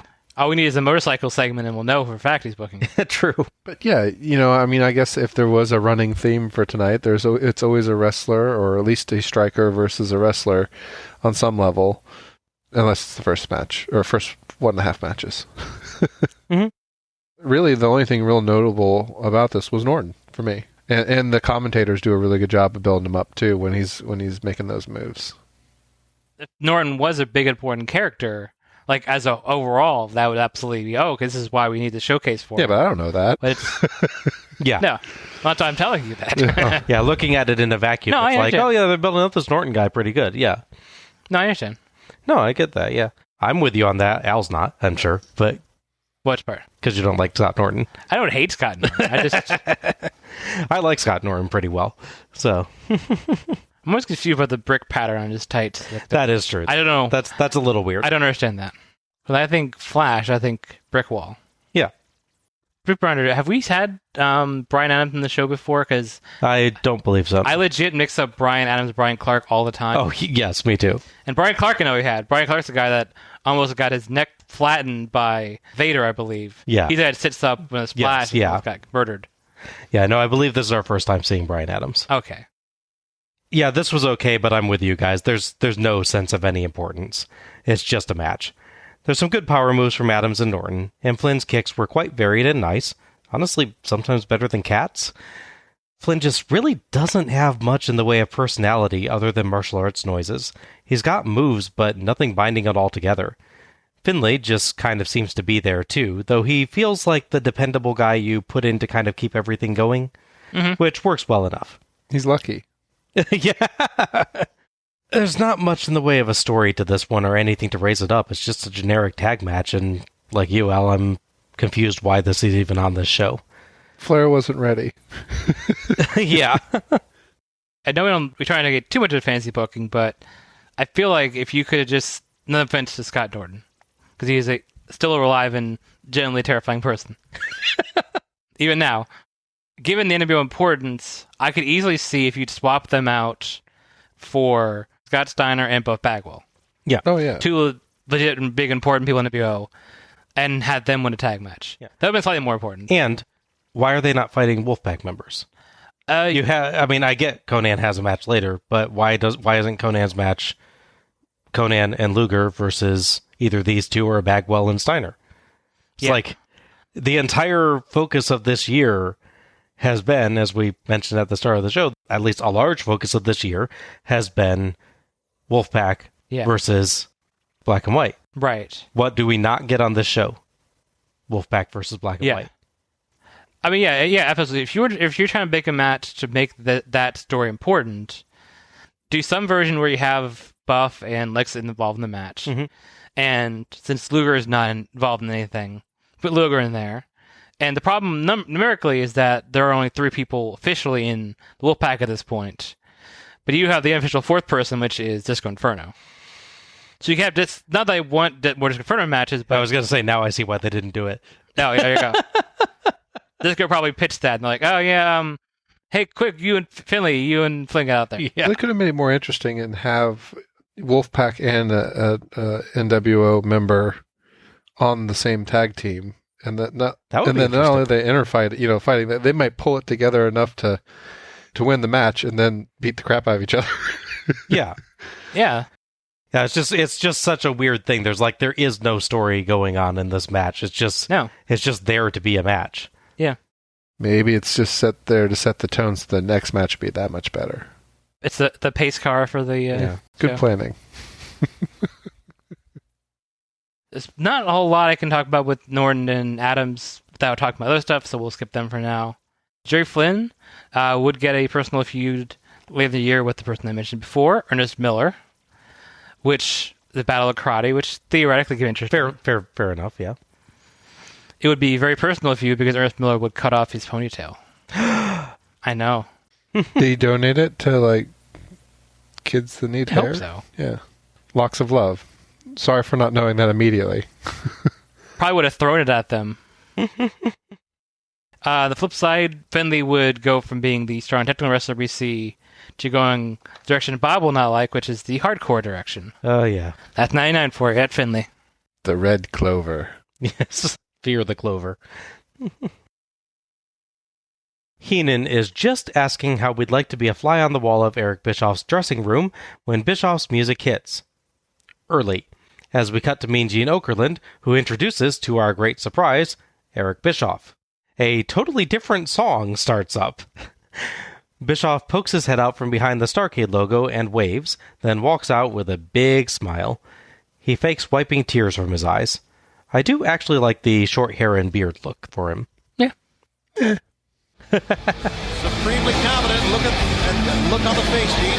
Oh, This thing goes much further than the NWO Black and White, NWO Hollywood, and WCW. This has gotten personal. Tonight, Eric Bischoff, it's you and Ric Flair. We know all about what's happened between the two of you, and tonight, it's got to stop. You're right, Gene. And before we go any further, I want to say to everybody here in Washington, D.C., and including the First Family, hi, Bill, hi, Hillary, hi, Chelsea. Ew. I just want to say that I am profoundly sorry for all of the pain that I know I've caused. Not only Ric Flair and his family, but wrestling fans around the world. I know I've caused pain. I know I have spoken untruths about Ric Flair, and I want to set the record straight here tonight. I am profoundly saddened by the decision that Ric Flair has made to participate in this match tonight. I feel badly for his family. Most of all, I feel badly for Ric Flair, because clearly here is a man that is pushing himself beyond his physical abilities. This is a man that each and every one of you should stand and cheer for, because he is overcoming singularly the biggest obstacle any athlete could overcome, that of a bad heart. The man suffered a coronary. No other athlete in any sport would do what Ric Flair is about to do tonight, risk his own life and his family's future by stepping into the ring with me. And there's one reason he's doing it. The man is broke. He's on his last leg financially. He needs the money. For you see, Ric Flair never saved a nickel. He never saved a dime. Out of the 104 years that he has been in that ring, he has never saved one nickel. Those jackets don't stud themselves. No, And when Ric Flair says he's a jet-flying, limousine-riding, kiss-stealing son of a gun, the fact is that Ric Flair paid for those jets out of his own pocket. Ric Flair paid for those limousines out of his own pocket. I, on the other hand, fly into a Learjet every Monday night. And I ride in a limousine everywhere I go. The difference is I save my money. My company pays for my Learjets and my limousines. And hey, Ric Flair, when it comes to kiss stealing, you know who's king. Good night, everybody. Harvey, I hope you heard that. Sexual assault's hilarious. Odd thing to be proud of. Yeah. Creepy ending there, just to mention that. Yes. Gene says, Harvey, I hope you heard that, referring to Harvey Schiller, Turner Sports president and Eric Bischoff's boss. The majority of this, though, I thought was a good, insincere jerk heel kind of promo. Mm-hmm. Bischoff is quite good at that character, and he really lays it on heavy here, piling on the false sympathy and lies, and then ending with insult after insult to get the crowd good and mad at him. So I think it's a good promo. If a bit close to reality with WCW's eventual financial situation here, huh? It's like, yeah, you do ride on a Learjet every Monday night, Eric. WCW is no longer a business as of now. Yeah. These things might be related. I am getting really tired of all these promos and videos, though. It's just feeling like a little much. We got a long video package and 2 promos for the Flair versus Bischoff match. Couldn't we have just had the promos or the video? Preferably the promos, since the video was much longer than it needed to be. Yeah. I feel like we do the math as well. Between the 2 promos and the video package, that's actually longer than the match we get, too. I believe so, yes. I completely understand what you're saying about there being 2 promos. I absolutely agree. There's one thing in Tangent where I could absolutely have no problem with this promo, at least, which is he comes out for a match, tells him to stop music, and decides to do the promo on the way to the ring. Yeah. As opposed to having him separately enter the ring later. I can see that, yeah. Like Rick's already in the ring, and he's like, I feel sorry like for on you. the way to the ring, he's taunting him. Yeah, that makes sense. So we're not occupying any more time on the show. It's just, yeah. Yes. See, they got to learn good time management skills. Yeah. That's all it is. Absolutely. I wish he wouldn't reference Chelsea. That was weird. That was weird. He looks kind of like Doctor Strange, but like Dr. Creepy. I don't know the exact timing of this, but I'm pretty sure by this point, WWF has done a show where they supposedly had Bill Clinton at the show, which is just the impersonator. So, if kayfabe is to be believed, Bill Clinton physically attends WWF shows. So if you're calling him out, he's clearly not watching this show. Yeah. We're going to go one clown to another now, Tony says, throwing to a video package about the Jericho-Conan feud. Another video package. This is not doink. We see Jericho posing with a fake Conan, who he beats up and puts in the lion tamer hold. His security guy, Ralphus, holds a microphone for him to continue taunting Conan while he's holding the guy in the hold, which was creative at least. It's a short enough video, I guess, but did it really tell us anything other than that Jericho is fighting Conan? No, really. No. Nope. So, our 6th match is Chris Jericho with Ralphus versus Conan for Conan's WCW World Television Championship. Referee for this match is Billy Silverman. So, 1998 is a big year for Jericho in WCW. It's when he gets to really be the true heelish self he's clearly wanted to be for all his time.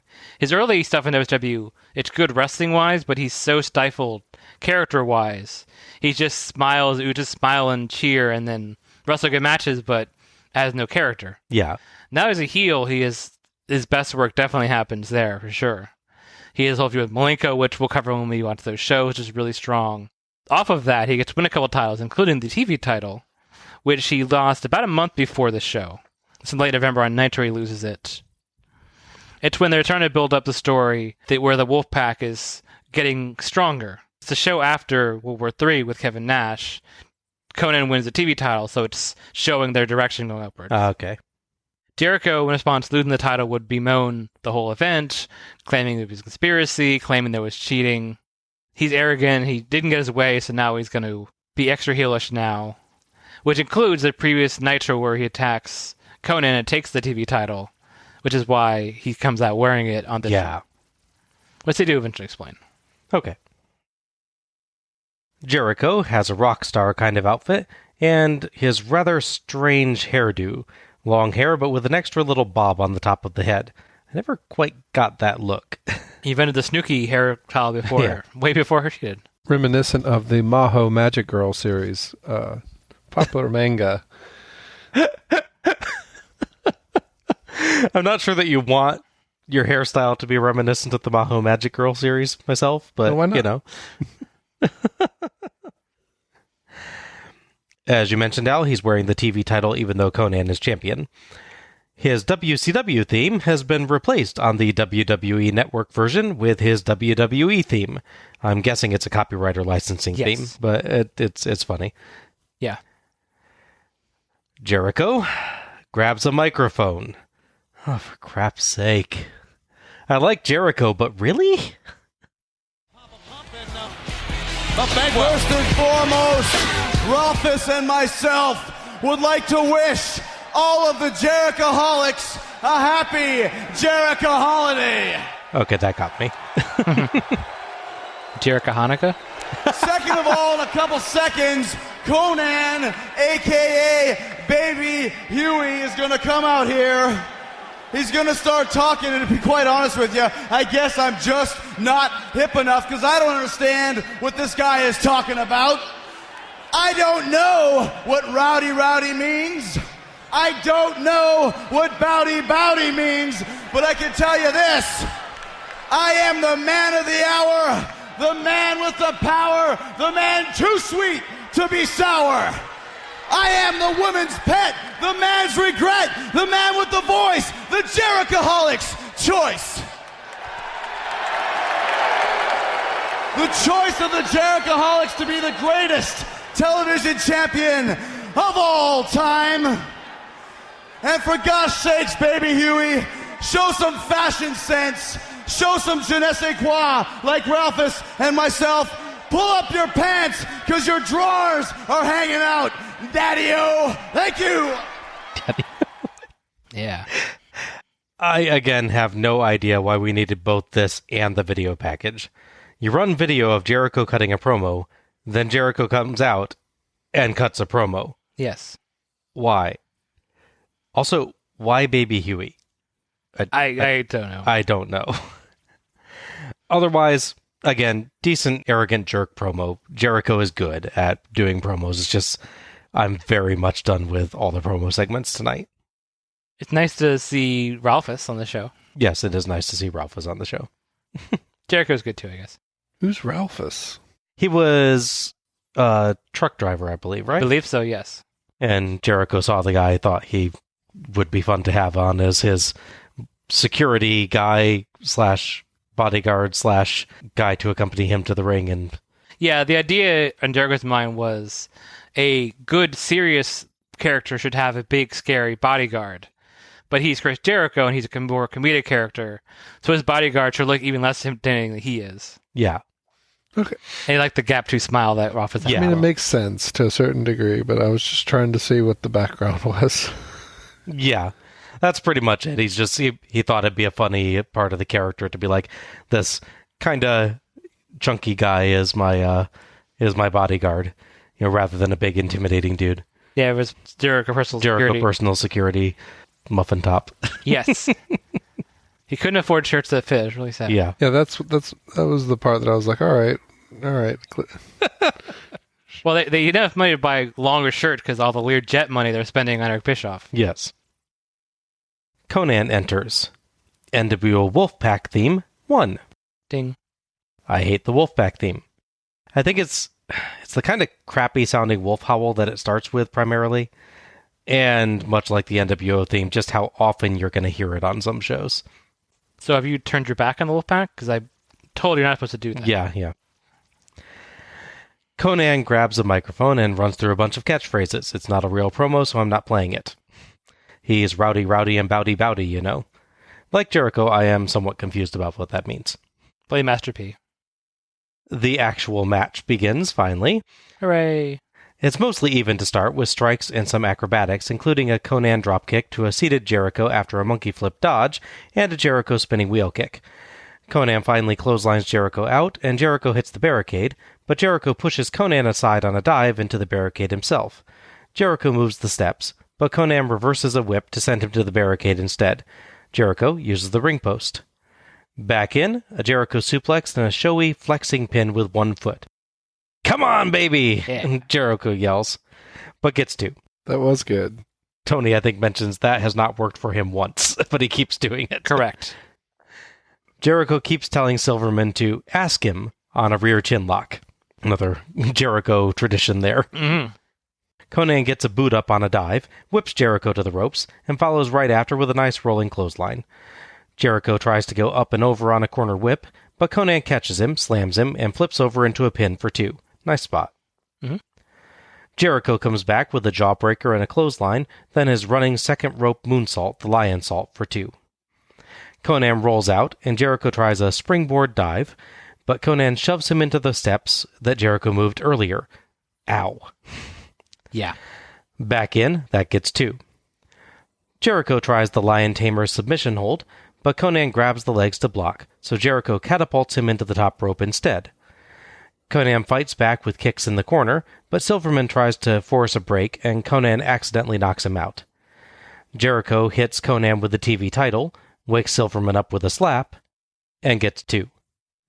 Jericho throws a tantrum, and Konnan counters a whip with a facebuster and locks in the Tequila Sunrise hold for the submission victory, reclaiming his TV title.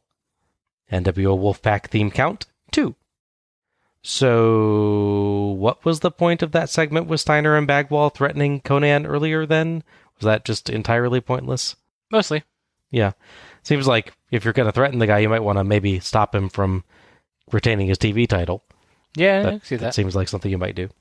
I know that's me like asking for interference, but just like if you're setting it up, you might as well do something with it. You could have them try to interfere and have it not work. Exactly. Yeah. Like Luger stops him or something. Yeah. Thoughts on this one? It's one of the ones I'm kind of mixed on. There's some points where I like the sort of build-up payoff, like when the steps around, and it's not an immediate payoff, so it's almost like a check-off step. You forget they're moved, and then they come into play.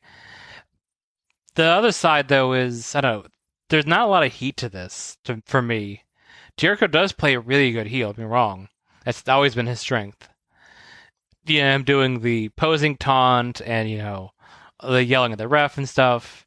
His character work is 100% on point. It's just the two of them, I don't know, they don't have the dynamic I was really hoping for with the Jericho match. It's not bad, it's just okay. And I don't know. Maybe because it's Jericho, I'm expecting more, but I don't know. It was okay. Definitely Jericho's the high point of that. Taking away from Konnan, just his character shined more, whereas Konnan is more reacting. Mm-hmm. Other than the promo, obviously. In the match itself, he's just babyface guy fighting to the match, where Jericho slips in these little moments where he taunts the crowd or does his pin and everything. Mm-hmm. His is a more complete, interesting character to me than Konnan to this point. Yeah. That's all. Yeah, I don't think there was great chemistry between the two for the match. I think that was more in line with the pacing, though. Mm. They could have given Jericho longer bits and maybe like stretched out just a little bit so there was more impactful, but it was great moves, great energy, a lot of power and strength, and they had lots of great stuff. It's just that like it didn't feel impactful if you just get up half a second later No, I can see that. and go into the next set of moves. It's almost like if they had maybe another, 4 minutes from a video package being cut earlier, maybe that would have been helpful. Perhaps. I did like that, Jericho just moved the stairs just to have him used against him. Yeah. That was nice. No, I think that they did decent performances, but they could have done better with pacing, and video package may or may have not been part of that. Yeah, the first time that I watched this show, I found this one really dull. The second watch was much more positive as I started the night on the match itself. I think the collection of promos has just put me in a really bad mood. Yeah, I see that. Yeah. Being able to view the match alone was much better. I still think it's more of a collection of often nice spots than a cohesive story. I don't really get the sense of much of a plan from either wrestler, but all the same, there is some story building around Jericho being hoisted on his own petard with the ring step spots. And I liked the false finish with Konnan kicking out of the belt shot. The kick out was a pleasant surprise. I just feel like they've got all the big spots, but not the build-up and the reasons for the big spots. The toppings without the ice cream. Yeah. I guess. Mm-hmm. Bowl full of sprinkles. Yeah. Delicious. Which I guess I'd be kind of okay with, but, not as good as the ice cream, which is, Sure. There you go. It's weird, because I actually do like this match, but I just feel like I should like it more than I do. I think it's the same reaction you were having now, where, like, it's Jericho. I really like Jericho. I'm pretty good with Konnan. Yeah. This feels like it should be a really good match, and it's an okay match. Yeah. So even though it's entertaining, it's still, like, I can't even say it's disappointing. It's just, like, entertaining, but it's not entertaining. Yeah. I think the previous match and the Bischoff promo and video packages are still lingering for me at this point. And then you throw more video packages and promos on top of it. It's just sort of like I'm already in a mood to, oh great. Yeah. It's too much. Yeah, I was telling Al when he and I watched it together, and you could verify I was clearly like checked out at the time of this match. For sure. There were spots that came up when I was doing the show notes that I had no memory of whatsoever. Mm-hmm. Like, none. That told me how much I completely checked out on this match. Yeah, for sure. I blame it more on Bischoff than I do the previous match, though, to be perfectly honest. Mhm. Jericho would leave WCW about the middle of 1999, mostly because he felt his creative legs were being taken out from him.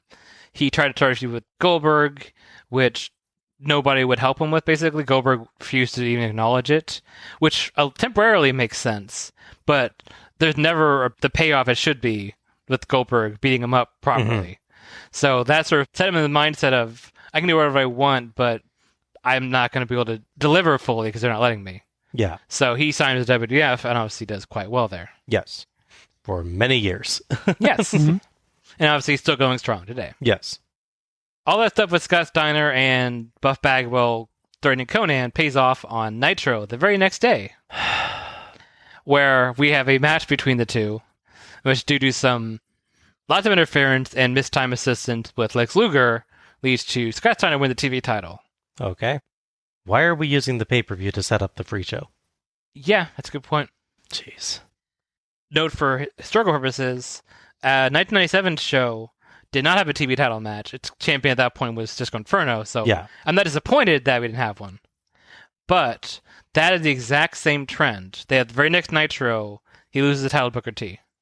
So 2 Yeah. years in a row, TV champion just lose the very next night, and not on the show that you would think they would for Maximum Impact. Yeah. It's tradition.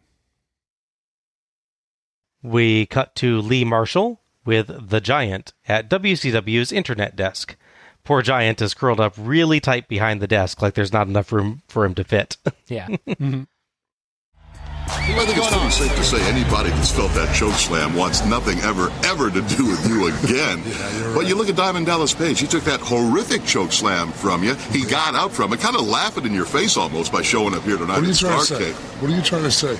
Well, I'm saying that you gave... Are you trying to rub it in my face? You don't think I can't stop Diamond Dallas Page? That's not... You don't think Giant, I can't stop him? Let me tell you something, Lee Marshall. You take this and all your little computer geeks and realize one thing. I am the Giant. Yet tonight, I'm going to squash Dallas Page like the Giant I am and the cockroach that he is. Don't ever get in my face again. I really...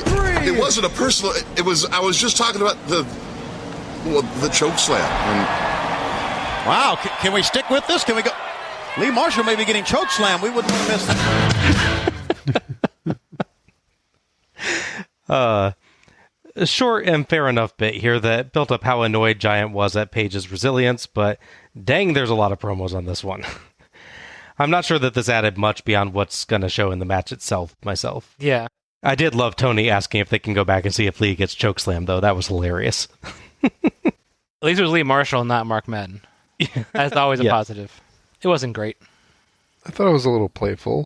Had fun with it? It was certainly shorter than a lot of other promos. That is true. It's nice and quick. Yeah. He keeps it short. So that's good. Had a nice guitar riff at the end. Speaking of nice guitar riffs, our 7th match is Eazy-E, Eric Bischoff, versus Ric Flair.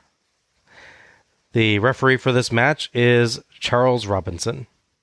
Okay, so we obviously addressed the list before, and plus we had the video package addressing some of this. Oh my gosh. So, you know the general gist of this, which is that Bischoff's evil boss, he's doing stuff to make everyone happy. Behind the scenes, about a month before Nitro, Flair tells him his son David is an amateur wrestler at this point, I believe in high school, possibly college, tells him he has a big tournament, and he's not going to be available for that show. They say, fine, sure, it's a month, we have some time. Day of the show, Bischoff suddenly decides that they need Ric Flair on the show and is irate of the fact that Ric Flair is not there. Even though he knew he wouldn't be there. They sort of try to turn that into the part of the story, so it becomes Bischoff personally being mad at Flair. They just don't say that, but they're clearly trying to sort of work the internet in the early days of that. That's why Flair is in this point, basically. A weird mix of reality and fantasy. Yeah. The wrinkle, of course, comes, as was mentioned, the Bischoff promo. They have Flair fake a heart attack for some reason, and they famously don't tell the boys in the back, including Arn Anderson, who does not take that well. Oh, God. Yeah, they did not tell Arn that. Is that the promo where he has the line, too? about Yeah, I was gonna say, do you want to cover the famous line? Yeah, where he's yelling at Bischoff and says, "Bischoff, I'm gonna reach down your throat and rip out your heart, and show the people that you have no heart." So is your hand empty, or? See, I guess the logic of it would be that he's ripped out his heart, so now he has no heart. But I'm sure that's not what he meant. Yeah. Ric Flair has some perplexing lines sometimes, but that's among the most perplexing. Yeah. Maybe he was supposed to say no heart left. Yeah. Can rip out his heart and then pull up an X-ray scene and show you the empty gap where his heart used to be. Yeah, I think he just mixes two concepts in a single sentence. It's like the Owen Hart kicked your leg out of your leg thing. Yes. Yeah. It's almost worth all these annoying promo packages that hilarious bit exists. Yes. Almost. Interesting side note. This is the first time that Ric Flair has been featured on a Starrcade and has not been in the main event. We get a sign in the crowd. It says, "Impeach Hogan, elect Sting." I think that's what WCW was trying to do last year, man. Right. Also, you kind of skipped a step. Yeah. He has to first be elected. Yeah, exactly. Yeah. Bischoff's out first, Flair second. Flair takes off his robe midway down the ramp and sprints to the ring, and Bischoff slides out. Flair chases Bischoff around and beats him up outside, then rolls him in. Bischoff pleads for mercy, but Flair keeps it up, even choking Bischoff, and after Robinson stops that, seeing if he can stretch his mouth out a bit. That looked pretty painful. Yeah, a little fish hooking. Some kind of confetti seems to be falling from the ceiling for some reason. I'm not sure why, when it started, but it keeps going for quite a while. Yeah, it's like the tiny squids from Watchmen. They just sort of fall from the sky whenever. Flair continues the destruction of Bischoff. Bischoff tries to gain some time by claiming that his knee is hurt, but Flair just starts abusing Bischoff's knee then. When Flair puts Bischoff's leg on the rope to continue the attack, Robinson makes him break, and Flair turns to him, leaving himself open for a Bischoff kick to the head. Flair rolls out, and Bischoff celebrates before following to ram Flair's head into the barricade. Flair blades.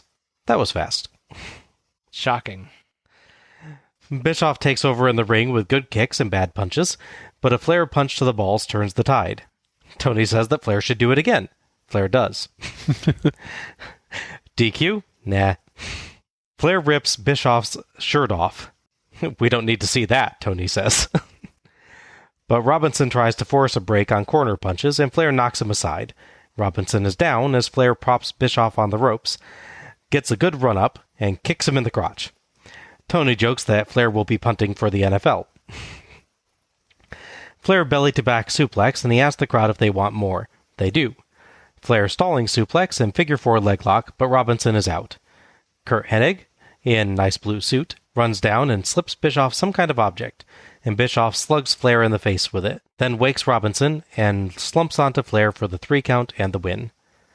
Bischoff holds up his hand in victory, object still there, and a dazed Robinson tries to get a look, but Bischoff quickly snatches the object with his other hand to hide it. Hennig pulls Bischoff out of the ring before Robinson can recover enough to look. Thoughts on this one? My note was it was a messy but structured brawl. Because there's definitely a story, which is that Ric Flair just wants to beat up Bischoff. They eventually get to the middle point where Bischoff gets to do his kicks, which they got to with the previous year's show. And obviously we have no Scott Hall because of the whole storyline where Scott Hall's kicked out of the NWO. I think my issue is there's both 2 issues. First off is Bischoff really doesn't have much at this point. Like I said, his kicks are okay, but it's definitely not enough to sustain you, as we've learned from previous people on the show. His kicks are just not enough, and his aren't as good as... Yeah, the martial artist string continues, by the way. Yes. He was good at skipping. That's true, yes. He doesn't have much to give, both like stamina-wise, and his offense is not that great. And Flair's good, but I don't know, it doesn't feel like truly passionate Ric Flair. It feels like Flair's doing the moves he does. Vaguely in the sequence he does, you got the side he blades, the suplex, those figure 4. Weirdly, for a match that's built around him being passionately angry and defiant, I just don't feel that other than him just saying it. Yeah. Well, the jump in the beginning when he was ran down the ramp and went in felt like it was going to be a great intro. No, sure. In that he was passionate, but it kind of waned. Exactly. Yeah. So other aspects. So Charles Robinson is known as being a big Ric Flair fan. I believe even at this point. I think that actually comes a little bit later. I mean, yeah, not the full thing where they're actually aligned together. That's definitely yeah. Later. But I just find it a little funny that Charles Robinson is being the referee in this match that is designed to be against Flair, and he gets picked for that. It's like they have another famous crooked referee they could use for matches like this. And to go the NWO, why weren't they involved? The whole point is to get the Horseman not able to help, and he gets his kicked for 5 minutes, and then one guy helps him out. Yeah, and it's Kurt Hennig. Yes. Who I believe had been absent for a while and then just comes back here. I believe that is the case. Yes. Yeah, where rather than any of the other NWO Black and White members that we know are there, like Bagwell and Steiner, were backstage for some reason but aren't out here. Yeah. Yeah. You'd think that you could have made a bigger thing of it. Yeah. Yeah, exactly. And my other note was the cheap finish is sadly expected. Yeah. One of the few matches I've seen Flair being okay with the loss. No, I thought it was a decent premise, and it started out pretty good. You have Bischoff doing the sheepishly leaving the ring and walking around and pretending he's hurt and doing everything. So, there was a nice narrative, but really it's like heel versus heel overall. I didn't think that Flair really played up the face more. He's kind of at this stage, he's the heel that you love anyway kind of thing is Flair's gig here. He's just such a traditional figure in wrestling that no matter what he's doing, the crowd loves him. Yeah. So even though he's very much doing a heel act with the punching people in the balls and kicking them in the balls and doing anything else would seem weird. Just the crowd still treats him as a good guy. Yeah. But it's one of those weird things that happens in wrestling sometimes. Yeah. Yeah. So yeah, it's like even later Ric Flair, like in WWE rather, when he would come in, he'd be the good guy and the villain would be beating him up, doing actual moves and strikes. Then he'd punch him in the ball, the ref's distracted, and they're like, yay! And everyone's like, oh, that Ric Flair. He punches people in the dick. Yeah. It was also one of those weird things where usually they do a good job of keeping the camera back and giving the announcers the ability to be like, oh, he didn't have anything, But they zoomed in on Bischoff's weapon and he's like, oh, I'll poorly switch this from one hand to the other after everything's done. I thought that was just... I wasn't sure if that was a bit they were going for at the end or if that was a near botch, but... I thought it was a bit. He at least did kind of very quickly grab it, which was kind of nice, but... He should have thrown the crowd like the last object he used to cheat. Yes. Here you go, guys. Wee! Wee! I knew there was going to be some sort of foul play to finish the match, though, given the characters. But I honestly wasn't certain who was going to win. The crowd reaction for Flair is great, and I appreciated that this largely kept to the template from last year's Bischoff match. His kicks can be strong, but he's not going to do enough sustained damage with his offense to take down Flair clean, just like with Zbyszko. Yeah. This one just didn't feel as well put together, though. Developments just seemed quite sudden, like Flair blading after literally one kick and a single knock into the barricade. I mean, I know it's Flair, he bleeds all the time, but that felt really fast. Yeah. You do still always get a story with Flair. With the figure 4, he can just start working the knee to give the match some direction, so that's good. This just, like you guys were saying, this didn't feel like a hate-filled blood feud kind of match, despite Flair nailing Bischoff multiple times in the crotch. The personalities are there, but they're not turned up to 11 the way I thought they would be. It's a little more aggressive and angry than normal, but not a lot. I really would have preferred a Flair win given the storyline here. It just doesn't feel like Bischoff should be getting away with all the things he's done. But otherwise, I really can't put my finger on much that this match actively does wrong. I just didn't find that I liked it all that much. The personalities are good, it's just there's not much going on, I guess. Yeah. Kind of a disappointing sequel to the last Bischoff match, which I wasn't even super big fan of. It still wasn't as good. Yeah. Yeah. No, it's one of those rare things that I actually want Flair to win, but it is a little bit disappointing. Yeah. Well, don't worry, there is more to the story. So, the very next night, Flair cuts a passionate promo about wanting to get Bischoff, especially after coming off of Starrcade, where he loses. They play a video packet earlier where Bischoff and Hennig and other people are bragging about how they won and everything. So it's what set him off more. He tends to have an actual heart attack again, because it works just as well the second time. Yeah. That's where there's a crazy promo where he like takes all his clothes off except his boxer shorts. And I've heard of that one. That's it's weird. that one. Yeah. He puts literally everything on the line. He says he, quote, give up all his possessions if he loses this one match again to Bischoff. And in exchange, Bischoff will be out of power if he loses. So it's everything versus everything. As you can probably guess, since Flair did not give up all his possessions, this leads to him winning, and he replaces Bischoff with a right-off storyline that way. So yes, this match was entirely pointless. That's just weird. Like, if you're going to do that anyway, why not do that on Starrcade? Yeah. Give people the big, oh, it's awesome, Flair won. You know, he beat Bischoff. He's finally out of power. That's such a huge story moment. Yep. But it's not on Starrcade. Nope. And it's literally the next night. Yep. That is bizarre. Gotta pop the ratings, man. I mean, it really is feeling like this one, like, what is the point of this show? In a way, like maybe not the entire show, but a lot of this show is feeling like you're using this show to set up the free show. Yeah. And it's, God. There's a general air of desperation, I think, in WCW at this point. They're doing really well, but they're past the streak of beating WWF, so they're like, whatever you gotta do to get the ratings back above WWF, we gotta do it. And of course, that means sacrificing parts of their biggest show of the year. Yeah. Just to top the ratings. Yeah. It's just strange that it's like you have actually a like perfect ending to that storyline that you do on the next night instead of on this night. Yeah. It's like 97 all over again. You got a perfect ending. You just didn't do it. Yeah. Why pay for this show and this match when you can just watch it tomorrow? Oh, hey, it's another video package. Joy. This one's building up to DDP versus Bret Hart. Oh, sorry, DDP versus the Giant. We just spent a lot of time with Bret Hart in this package, largely because Giant's feud with Page seems to be largely about Giant interfering with Page's attempt to fight Bret Hart. Yep. Kind of feels like the match should be Page versus Bret Hart, with Page finding a way to stop the Giant from interfering then, but I guess Page just wants Giant more. The chokeslam off the stage featured in the package looked kind of awesome, at least. So, our 8th match is The Giant versus Diamond Dallas Page. The referee for this match is Billy Silverman.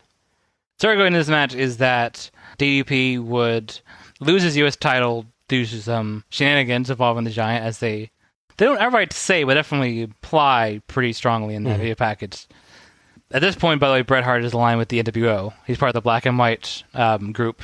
Despite the fact that he came in last year specifically to stop them from doing shenanigans, yes, he has now joined them. Yeah, both people whose story arc of last year's show was to stop the NWO both have joined it in some form or other. I mean, at least Sting only joins the Wolf Pack, but still, I'm going to stop talking before I rant on that. DDP loses his title and can't get his rematch properly because Giant is attacking him. So he figures, I got to take Giant out, and then I can go back after Bret Hart. Okay. But still robs us of a Bret Hart match, unfortunately. Yeah. Again, it's Starrcade, and the match that you're putting on is not the match that you're building towards, but the match to build towards the match you're building towards. Correct. Yeah. It also means the U.S. champion, Bret Hart, is not wrestling on the show. Yep. Giant enters, mocking Diamond Dallas Page's Diamond Cutter sign. NWO theme count, 3. Woo. Page's pyro scares Heenan, and Page runs on over to pose by the announcers, to Tony's amusement, and atop the internet table, and in the crowd. Giant just kind of sits there atop the top turnbuckle to wait for him to finish, looking bemused. Tenay tells us that Page has been working on new variations of the Diamond Cutter to deal with the Giant. Giant spits his gum at Page, so Page spits back at him. Page lands strikes, but Giant blocks an early Diamond Cutter attempt, so Page clotheslines him out of the ring. Page is about to dive after him when Giant just grabs his feet and drags him out instead. Kind of like that twist there. Yeah. Giant gets the better of a brawl and headbutts Page to send him over the barricade. Page lands with ribs across a trash can. That couldn't have felt very great. No. Page uses the can to block a Giant punch and smacks Giant with the can. The ref was right there, so DQ? Nah. We're good. Giant flings Page to the steps for about a .4 Cena. Yeah, pretty good. Giant rams Page into the ring post a couple times, then hurls Page over the top rope back into the ring. That looked cool. Yes. Back in, Giant methodically assaults Page's leg and earns several 1 counts off a leg lock. Page gouges Giant's eyes to get free, and Giant is angry. Giant takes Page apart, batting aside his comebacks.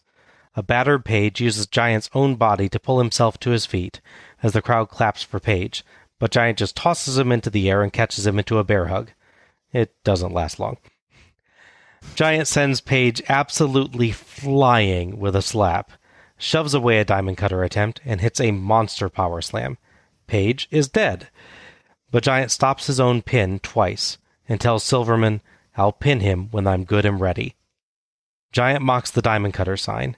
Giant tosses Page into an elevated bear hug again. The arm stays up on Silverman's third check, and Page claps his arms around Giant's head and bites his nose to get free. Page with an interesting loop-around sunset flip variant, but Giant just picks him up by the throat, holds him high, and smashes him into a backbreaker. Ow, ow, ow. Page screams as he lies on the mat, and Giant taunts him as Page tries to drag himself away. Giant gets overconfident, and Page surprises him with a beautiful float-over DDT. The Diamond Dream, apparently. Both are down, but Page crawls on top for 2. But Giant throws him right onto Silverman to knock the ref out.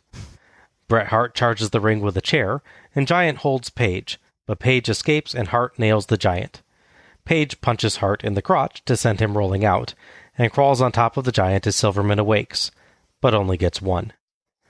Interesting bit, you can see Page grabbing the Giant's arm to put it into position for being shoved off.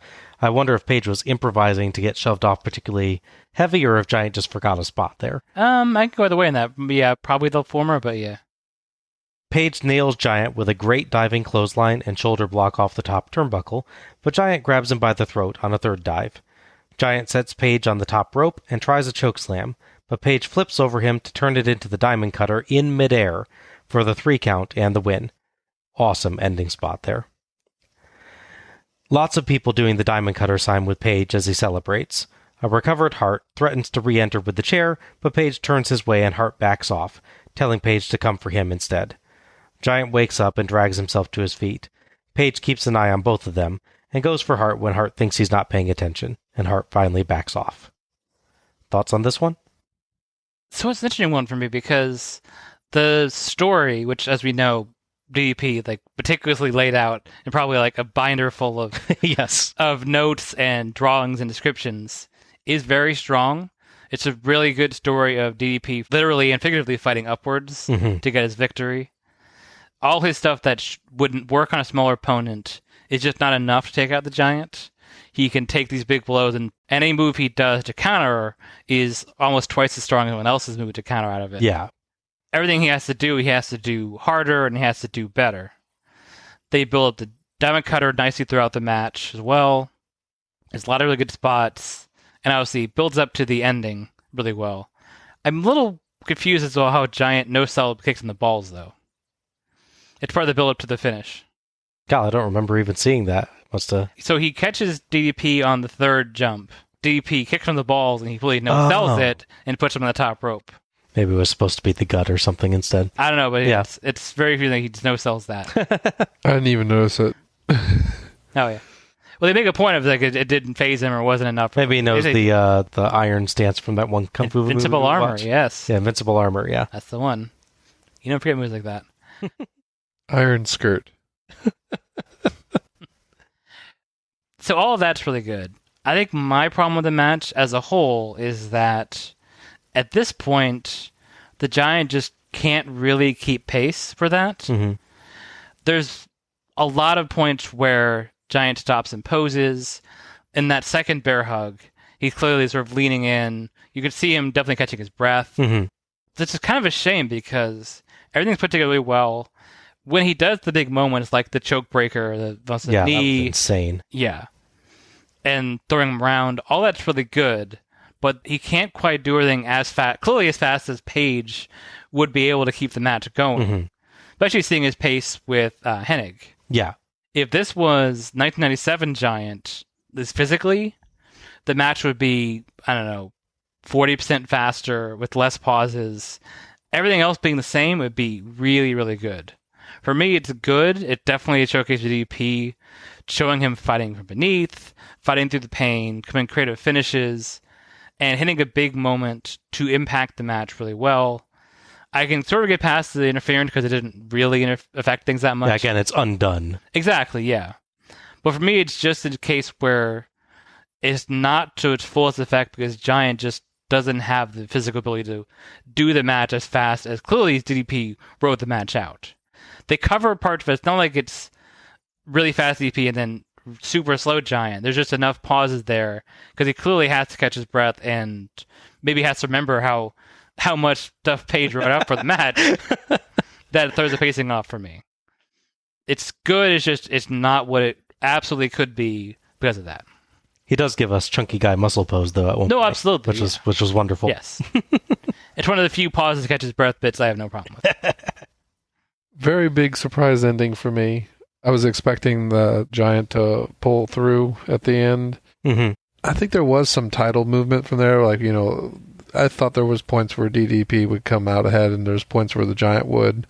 I think they did have a lot better chemistry than some of the other matches, for sure. Mm-hmm. Mm-hmm. I didn't take note of him taking points to rest and everything, but I just thought that Diamond Dallas Page was just that much faster, Mm-hmm. There's some of that too, but like you can see it on the second bear hug. He's like leaned in, like he's napping on DP's shoulder for a moment or two. I kind of blank on those things.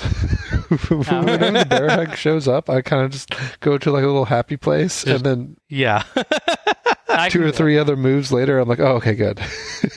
Yeah, we're back in play. The most memorable point is at the very end, just the look on DDP's face after like converting the choke slam into Diamond Cutter.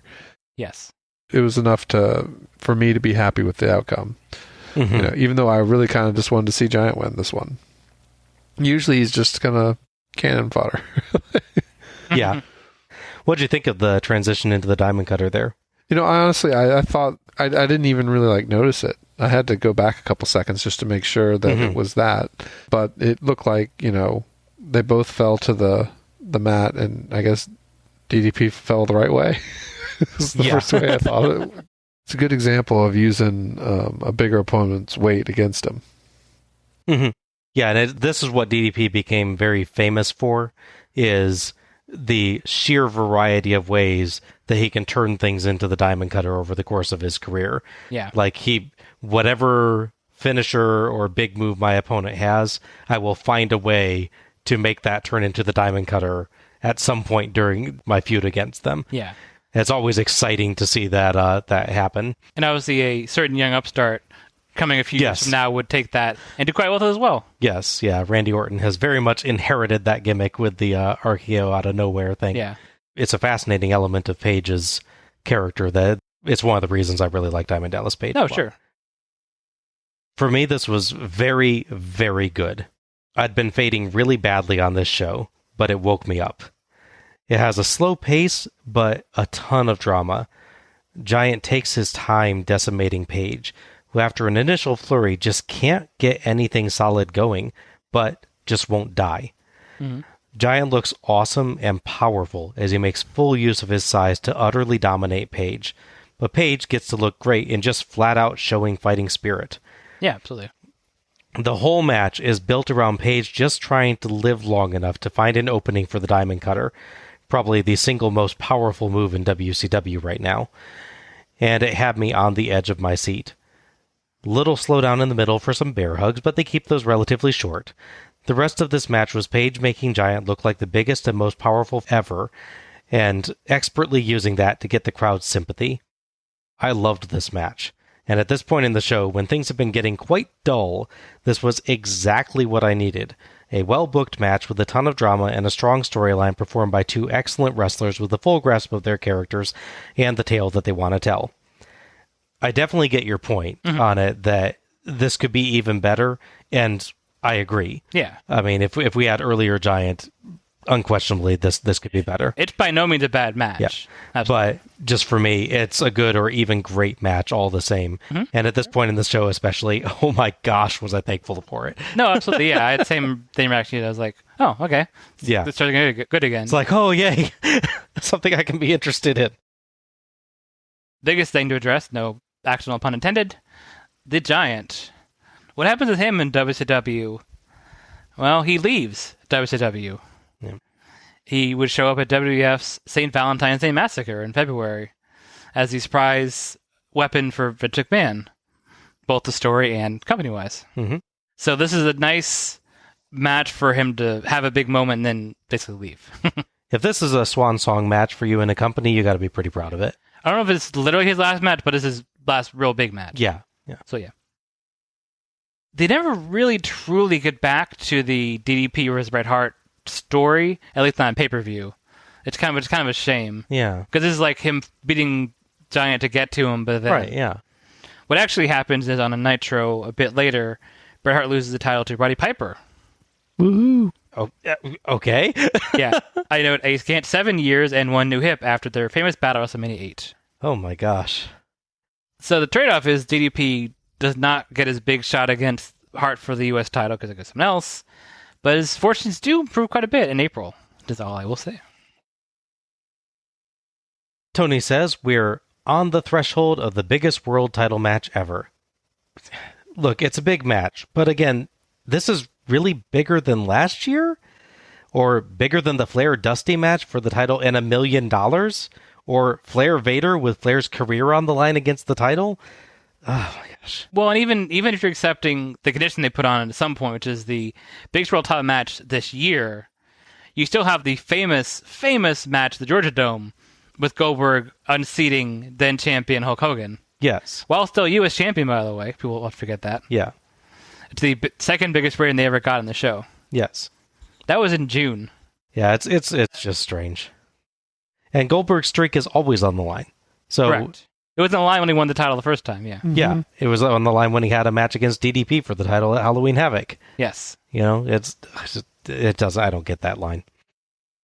We get the weird not in memoriam video package again, and then it's time for the main event. So our final match, thank goodness, is Kevin Nash versus Goldberg in a no disqualification match for Goldberg's WCW/NWO World Heavyweight Championship. Referee for this match is Mickey J. So as they've hinted at through confusing video package and commentary throughout the show, Goldberg and Kevin Nash died, went to heaven, and came back to fight for the title. Correct. They did good enough to get the second chance on Earth and then fighting for the title.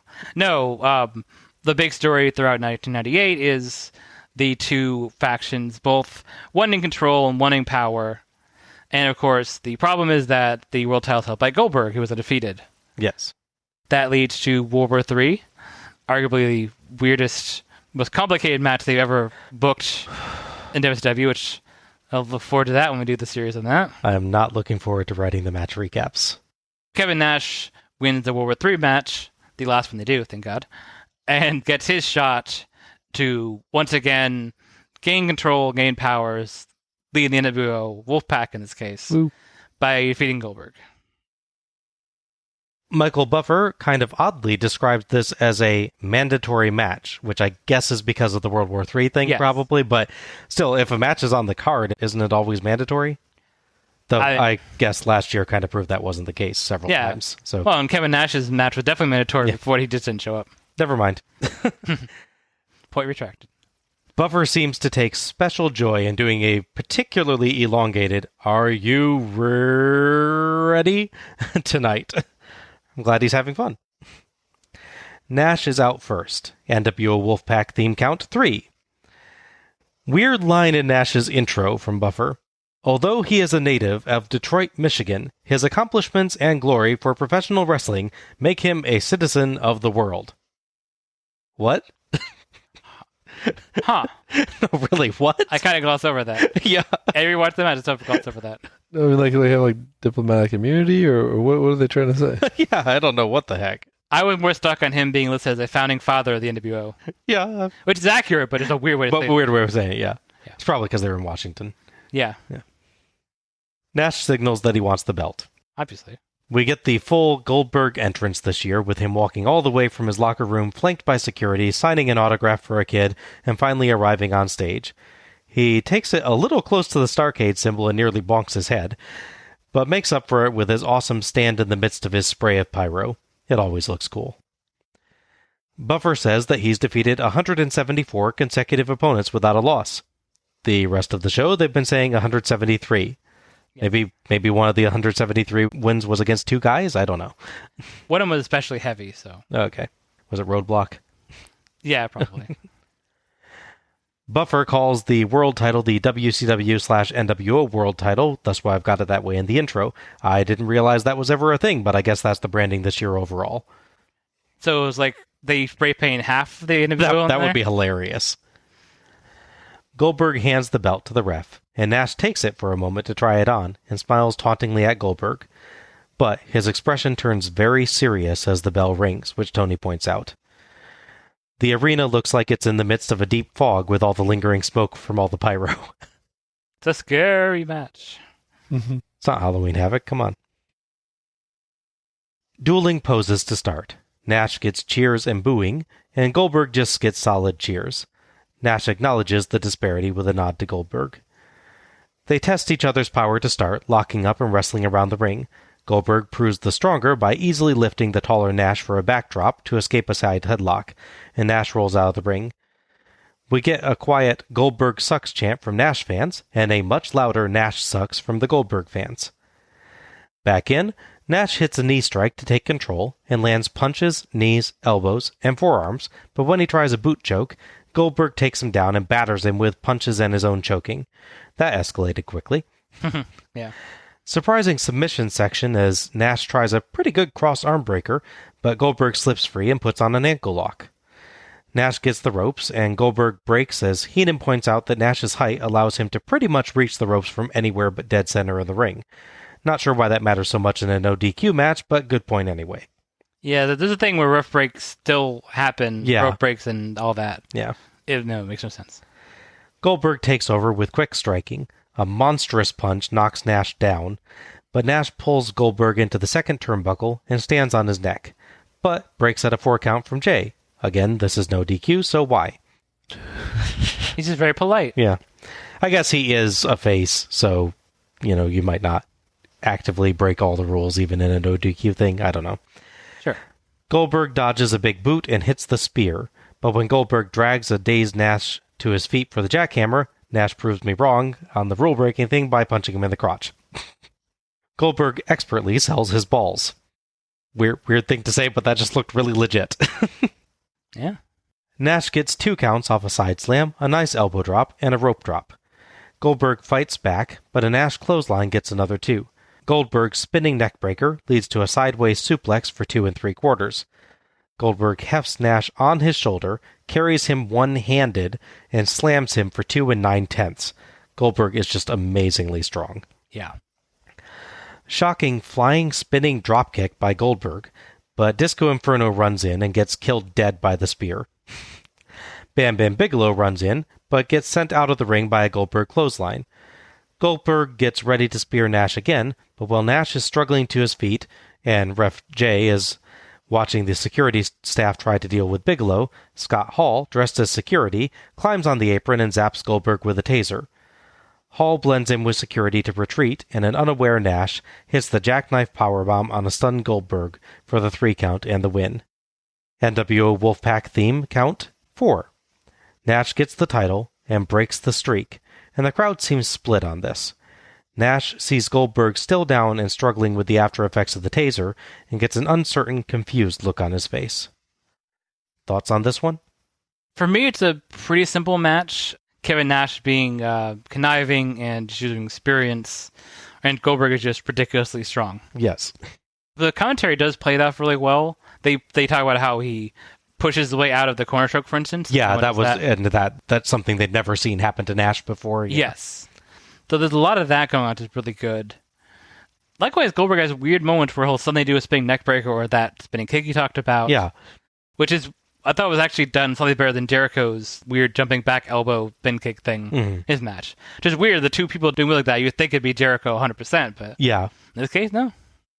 I appreciated that Nash gave a bit more than I was actually expecting him to, especially coming off of the last year's match where I just assumed it would be really badly booked and, Goldberg squash, but no, Nash really does let him look strong, and he escapes pushing him at the ropes, and it's clear that he's not going to outpower Goldberg. He's just going to find an opportunity to take it and get advantage.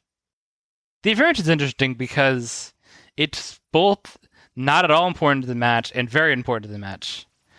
It's an ODQ situation. I don't think either person who interferes directly ever actually hits Goldberg or Nash, at least in a notable way. No. So it's not like they had to be an ODQ. They could have run in and he spears him right away and throws him out, and same with Bam Bam Bigelow.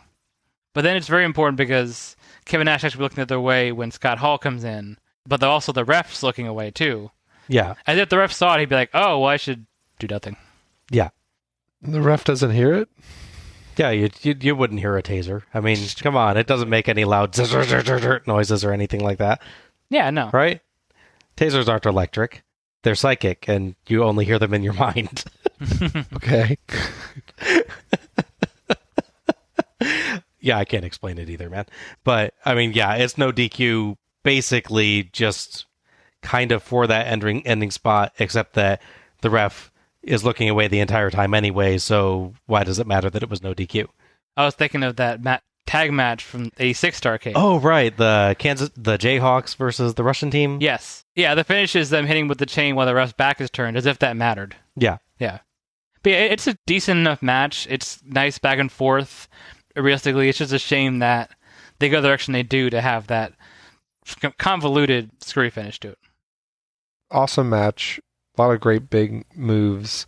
A lot of energy. I wish they could impart some of that energy, that big, heavy-hitting style to the Giant in the previous match. Not that it was a bad match in any way. I'm just saying, this was a match that kind of started out as like an 8 and stayed there. Yeah. The whole way. A lot of chaos.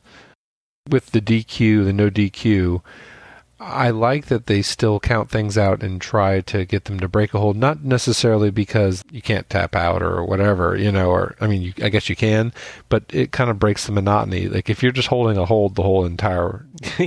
Yeah, it's to give you a reason for them not just continually choking the guy, but... Right.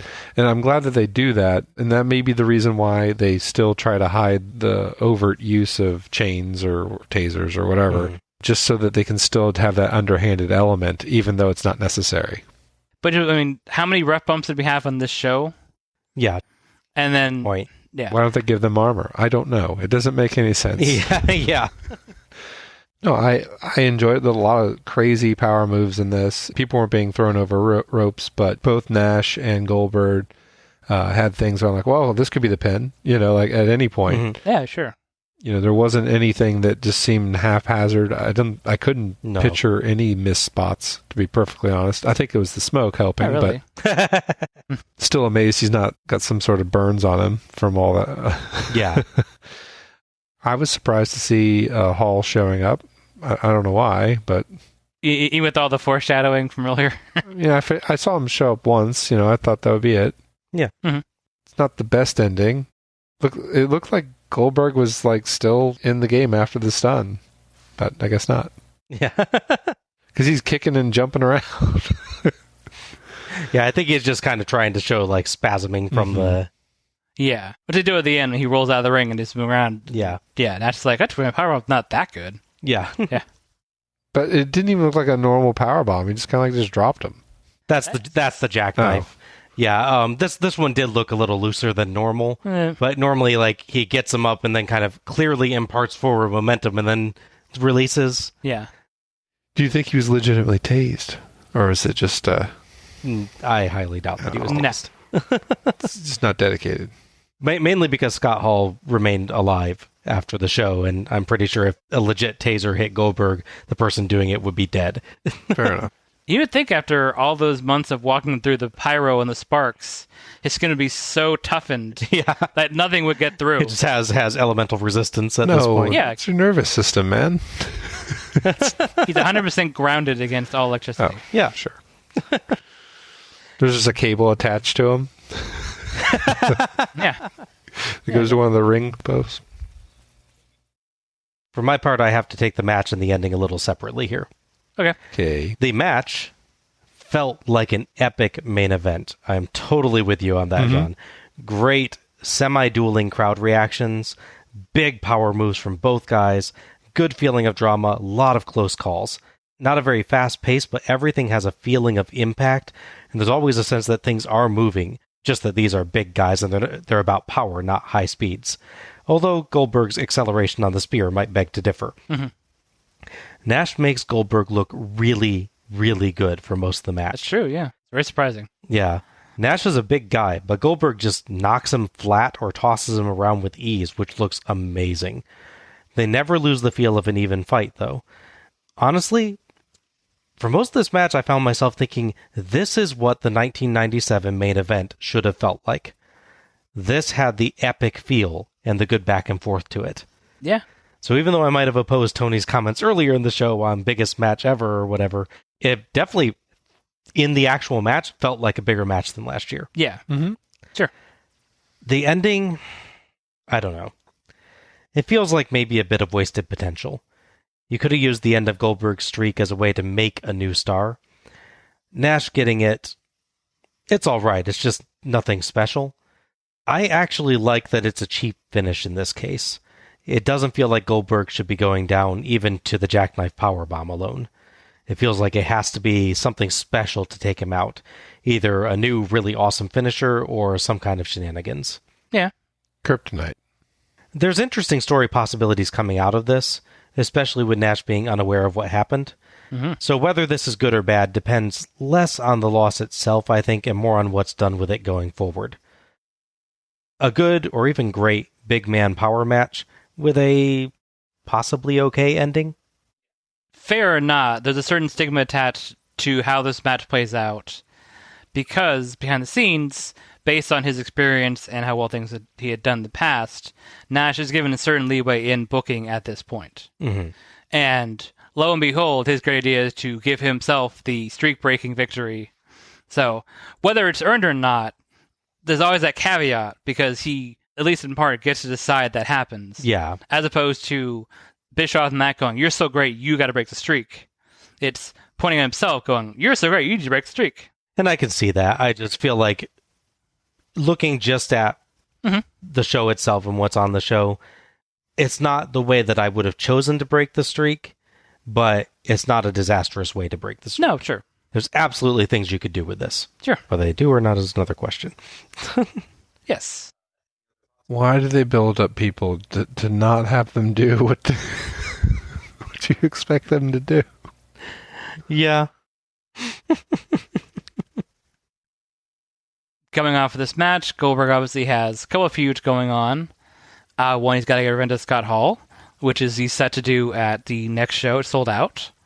And there's the lingering Ben Bigelow keeps attacking him story, which gets resolved the month after that. Scott Hall would claim that there was no connection between him and Kevin Nash as for interference. That was just his own action he chose to do. Nash would be upset by the idea that people thought he had some sort of plan. He acts completely unaware. I have no idea how this happened. In fact, on the next Nitro, he's mad at Disco Inferno for interfering in the match and wants to punish him for putting a dark cloud over the match. He also, on that show, to sort of clear the air and prove that he really, truly beat Goldberg, he announces that he will put the title on line on the January 4th Nitro. He's going to defeat Goldberg once and for all, no questions asked. Feels like I've heard those exact words before on a prior year, though for something that was not directly booked. That is true. However, on the next Nitro, as part of the build-up, a very strange U-turn occurs. While backstage, Goldberg is accused of, quote, aggressive stalking. That was the rewrite they gave because the original thing he said no to. Who's aggressively stalking Miss Elizabeth, who, by the way, is not on the show anywhere. Yeah. But she's super important on the next show. Just go with that. So he is arrested on these charges and taken to the police station, which they make sure to point out is across the street. Like, literally, is an arena on one side, 2-lane, 3-lane road police station.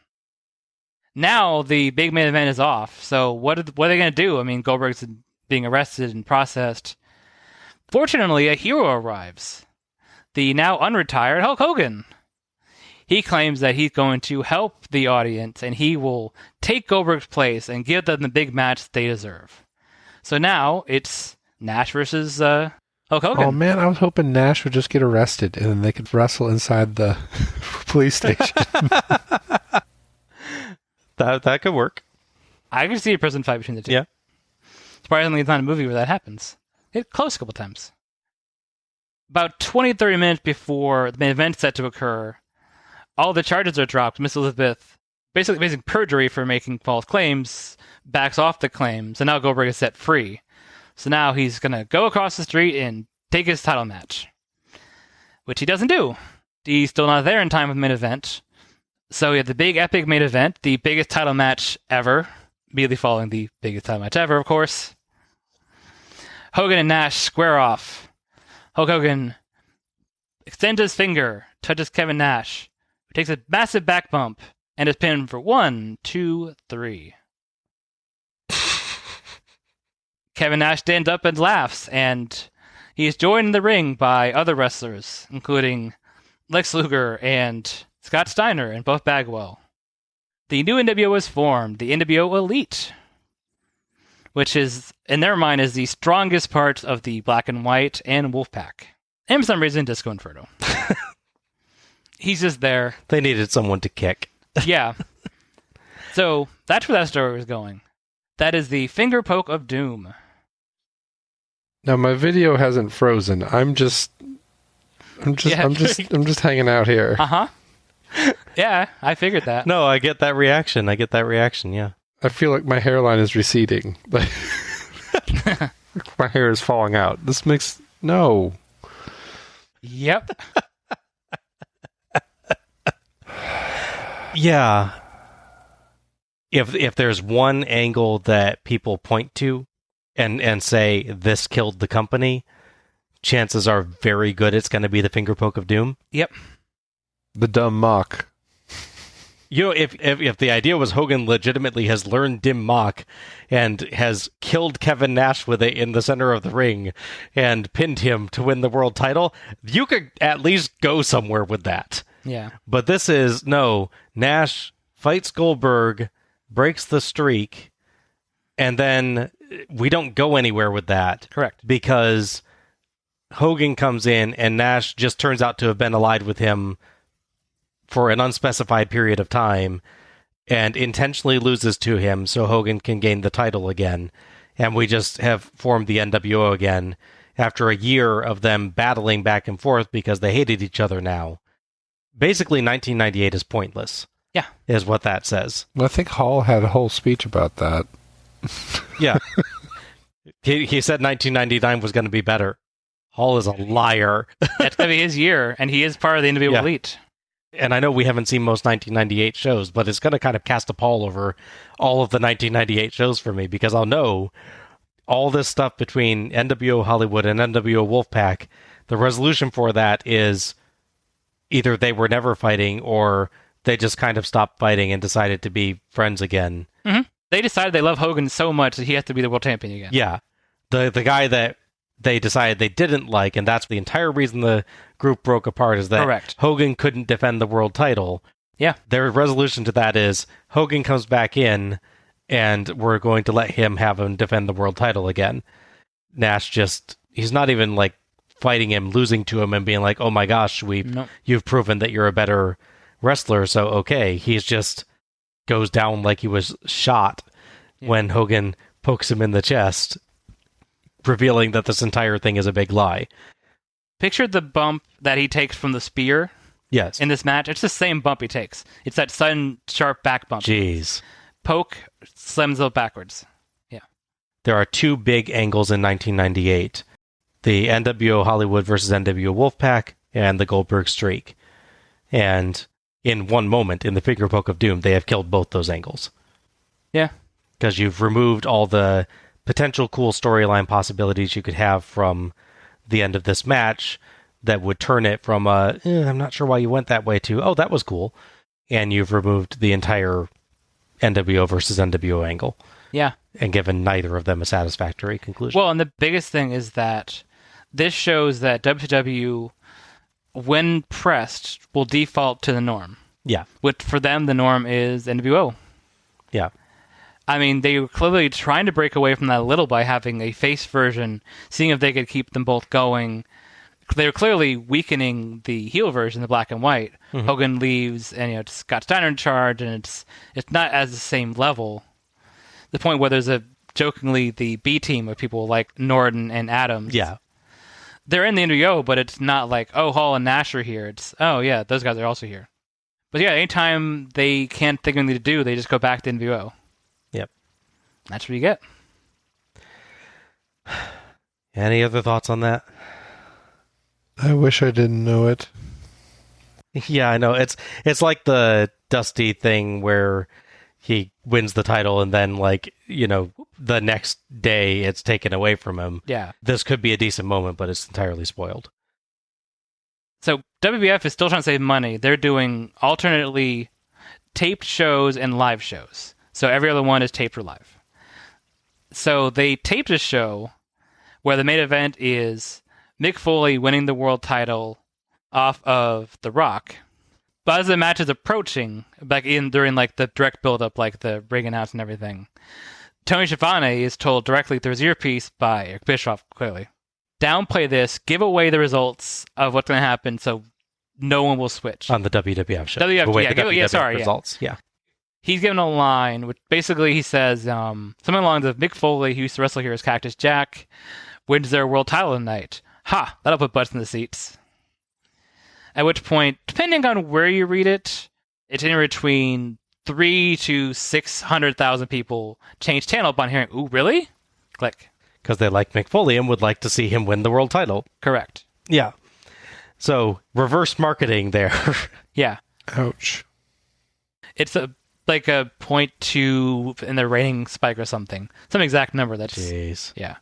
Noticeable. When you're fighting for 3.4 and 3.6 and 3.7. It reminds me of the whole, whenever there's a new book release or something and someone reads the last chapter or whatever and puts up a billion memes on giving away the ending. Uh-huh. Yeah. Just in this case, it made you actually go and buy the book. I did. I bought the book because of it. That whole thing is just them being petty, and it extremely backfires. Kind of deserve it, actually. Oh, yeah, absolutely. Absolutely. Absolutely. Absolutely.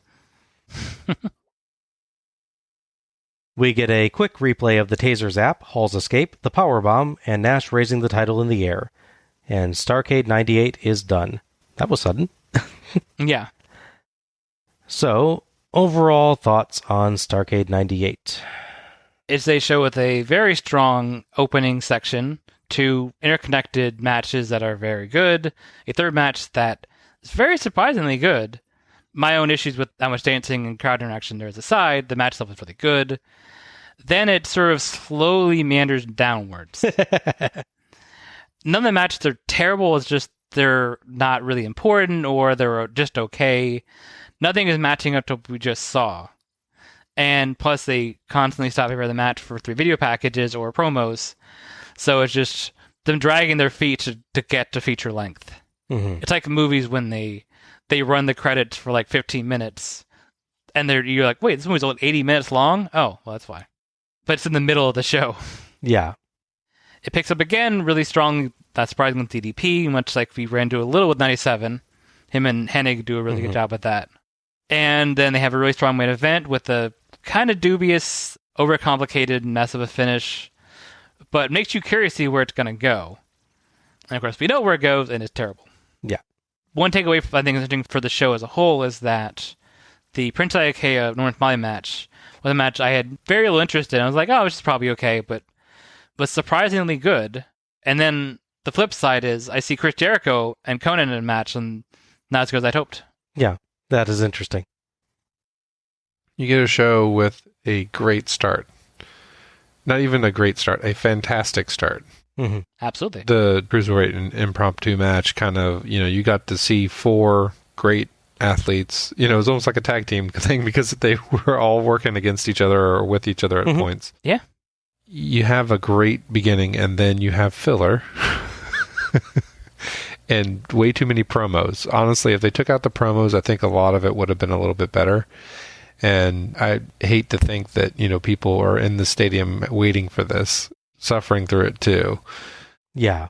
And then you have promos built up after promos, but I'm going to get off of that word. And and then you have a couple little highlights. You get some good crowd interactions. You have a couple dances, and then you have 2 good matches at the end. It has a great beginning, and then a match at the very end that is totally worth the caliber of what Starrcade's supposed to be. Mm-hmm. I'd say so. And then they WCW it.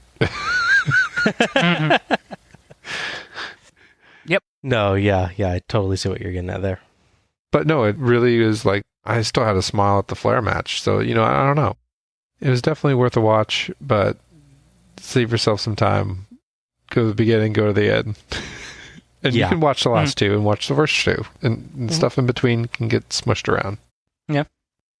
Yeah, it's hard to wrap my head around my thoughts on this show. It has a really strong start with a crazy 3-way match followed by a couple very good singles matches. Then it kind of trails off into this meandering, directionless blob for quite a while, filled with video packages, promos, and matches that aren't so much outright bad as just underwhelming and not really interesting. And then it pops right back up for the last couple matches and delivers 2 good contests with good storylines before a show ending that feels, okay? Obviously, looking back at it, knowing where it leads, it ends up feeling pretty bad, but taking just this show, it feels acceptable, but not the big bombastic finish the night seemed to need. And then the show just stops. It feels like we need something to really wrap it up, but we just kind of unceremoniously sign off. I just kind of thought, wait, that's it? There are so many promos and videos. The promos are mostly fine taken individually. Some are even good, but having all of them and the video packages just felt like far too much on one show. I started thinking back to Cowboys explaining bunkhouse stampedes again. Mm-hmm. Why does this always happen the show after I say WCW needs more promos? Yeah. Another lesson in being careful what you wish for, I guess. It just really, really slows down the middle of the show, and it feels like a contributing factor in why some of the matches come off underwhelming. Matches 4 through 7 are all quite short, none of them longer than 9 minutes.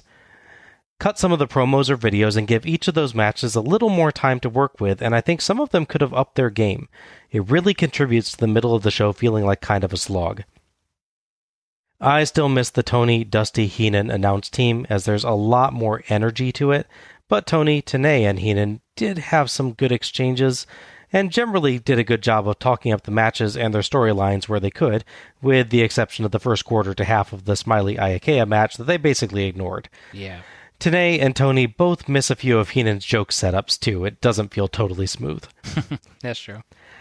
The show felt like it had a big atmosphere. It felt important, but the matches didn't always seem to hold up to that. We see some signs of the NWO factional feud between Hollywood and Wolfpack that's been going on, but there's no matches based around that, which feels strange. Instead, we got a tag match with NWO Hollywood versus Finlay and Jerry Flynn. What about, say, Luger and Konam versus Scott Steiner and Bagwell, which we get signs of backstage but don't actually get? And as much as I like Smiley versus Iakea, it felt like just a match for match's sake. It doesn't help that 7 of the 9 matches involve some kind of outside interference, whether it be managers, accompanying wrestlers, or outright run-ins. And of the 2 that don't, Smiley vs. Iakea and Jericho vs. Konnan, Jericho vs. Konnan still teases a cheap finish before averting it, and based on that backstage segment before the match, should probably have featured interference. It's just the era we're in at this point, I know, and it doesn't ruin the matches, but it's just so repetitive with it happening in almost every match.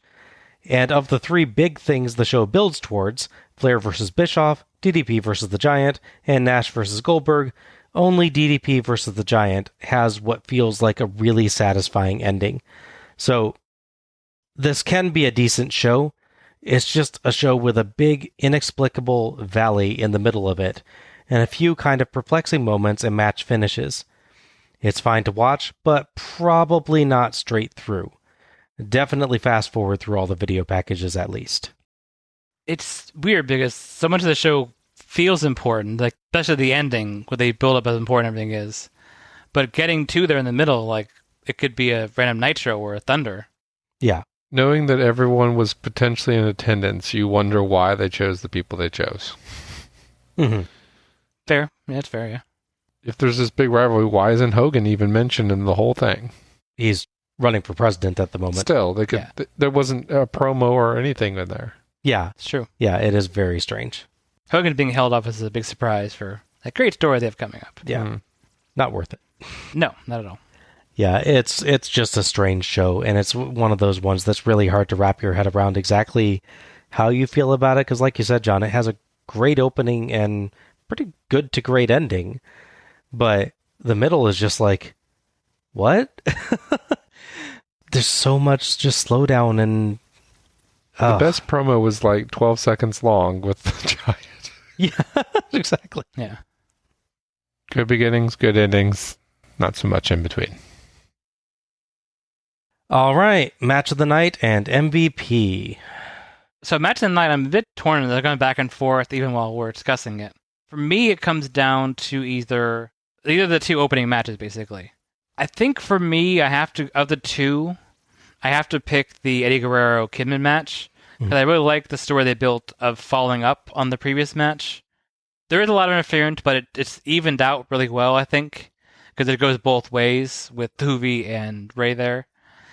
And just how much I was impressed by what Eddie Guerrero could do in the situation, mostly running the ropes with one shoe and all that. Yeah, that was pretty impressive. His heel work in the match through the story is really good. MVP was a little tricky for me because, again, my initial thought was just go straight to Eddie Guerrero because he's so good. Because that match is so great. And everything else involved, and plus his crazy or dramatic no bit as well. I can't pick him MVP though because there's just too many issues in that middle promo between the matches. Mm-hmm. If he had nailed that promo 100%, he's MVP. He just ties both of them up. So going away, I pretty just seem to go, which is MVP is going to be someone whose match didn't quite get a match of the night, but they did so well I can't ignore what they did.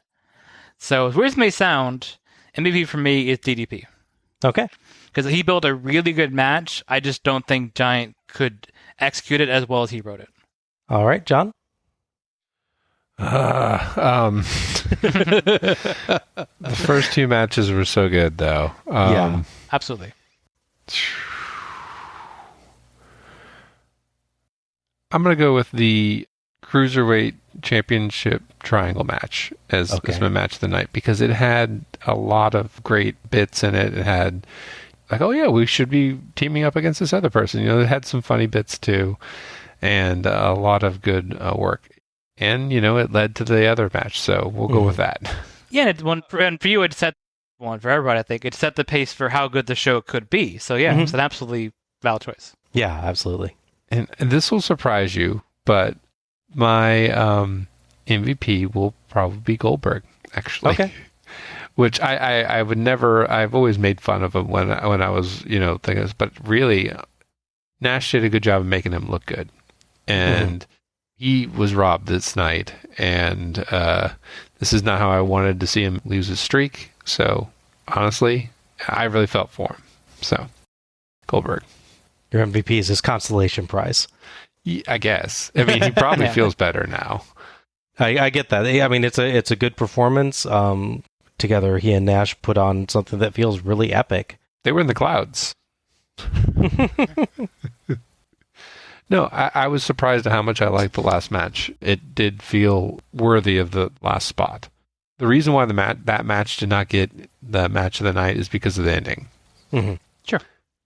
I am really surprised I'm choosing Goldberg, but he did a great performance, and I don't like Kevin Nash because of how everything turns out now. So, if I'd actually before I told you that, you might have picked him, but now no. I would have thought about it. I would have considered it. Perfectly valid. Honestly, if you didn't tell me that, I probably would have picked that as the match of the night, and then just chose Kidman to honor the first two. Yeah. All right. The first two matches are exceptional, and I could easily see myself going with one of those. And I keep thinking that I might go back and do it different, but I'm going to stick with what I said in my notes and go with it, just because otherwise I'll question myself all night. I'm going to go with DDP versus the Giant. Okay. Much like last year, it was the purest emotional connection that I made with a match all night, though in this case, at least it wasn't the only one. Sure. DDP was a terrific underdog hero, and the Giant was a great, intimidating, sadistic villain, and it made for a great mix. Cap it all off with a great ending diamond cutter, and it edges its way to the front. It's a near thing, but that one just hit me just right. And I think it's that lingering gratitude from it basically saving the show for me at that point, too. So. Yeah. Like going back to that Steamboat match that saved the show. Where you just had "Thank you, Steamboat" written as your notes. That's what I had, yeah. Yep. For my MVP, you and I were thinking along the same lines, John. I'm giving this to Billy Kidman for not one, but two excellent performances to kick off the show. Amazing work, especially considering how insane that first match was. The fact that he had anything left for the second, and he very much did, was incredible. Honorable mentions to Eddie Guerrero for a great heel performance and DDP for a terrific underdog battle, but Kidman really impressed me tonight, and he's my MVP. And that wraps up our review of Starrcade 98. If you've enjoyed listening to us tonight, you can find us on Twitter or Facebook as Let's Go to the Ring. Links will be available in the episode description. Follow us for episode announcements and other show details, and share your own thoughts about the Starrcades as we go through. You can subscribe to our show on Apple Podcasts, Google Play Podcasts, iHeartRadio, Spotify, Stitcher Radio, and TuneIn. And please, if you've enjoyed this show, give us a rating or review, and share the show through your favorite social media platforms to help others discover us. Many thanks to OSW Review for attendance and pay-per-view figures, and to Gina Trujillo for our logo. Join us next time for Starrcade 99, the battle to end the millennium. No, it isn't. It is, however, the Starrcade to end WCW's streak of good pay-per-view numbers. Next year, we're back down to the old normal, and sadly back up to the old number of matches, too. 13 matches, guys. It's our lucky number. The most since way back at Starrcade 90. Yeah, wow. You ready for one of those shows again? John's face says no. It's like you just bit into a lemon. Yeah. Yep. Hopefully there's less promos on that one, because 13 matches and promos, we may be here all night. Yeah. When they do the pay-per-view, do they tell them how long the show is going to be? Yes. Usually. I wonder if that has to do with the number of sales. This is Bob Moore for Alec Pridgeon and John Mullins, signing off. Good night, everybody. Happy wrestling. And work on those sweet luchador moves.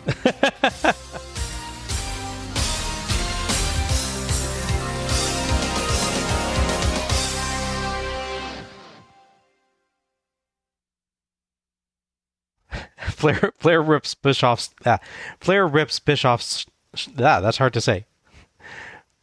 How do I say that? Flair rips Bischoff's shirt off.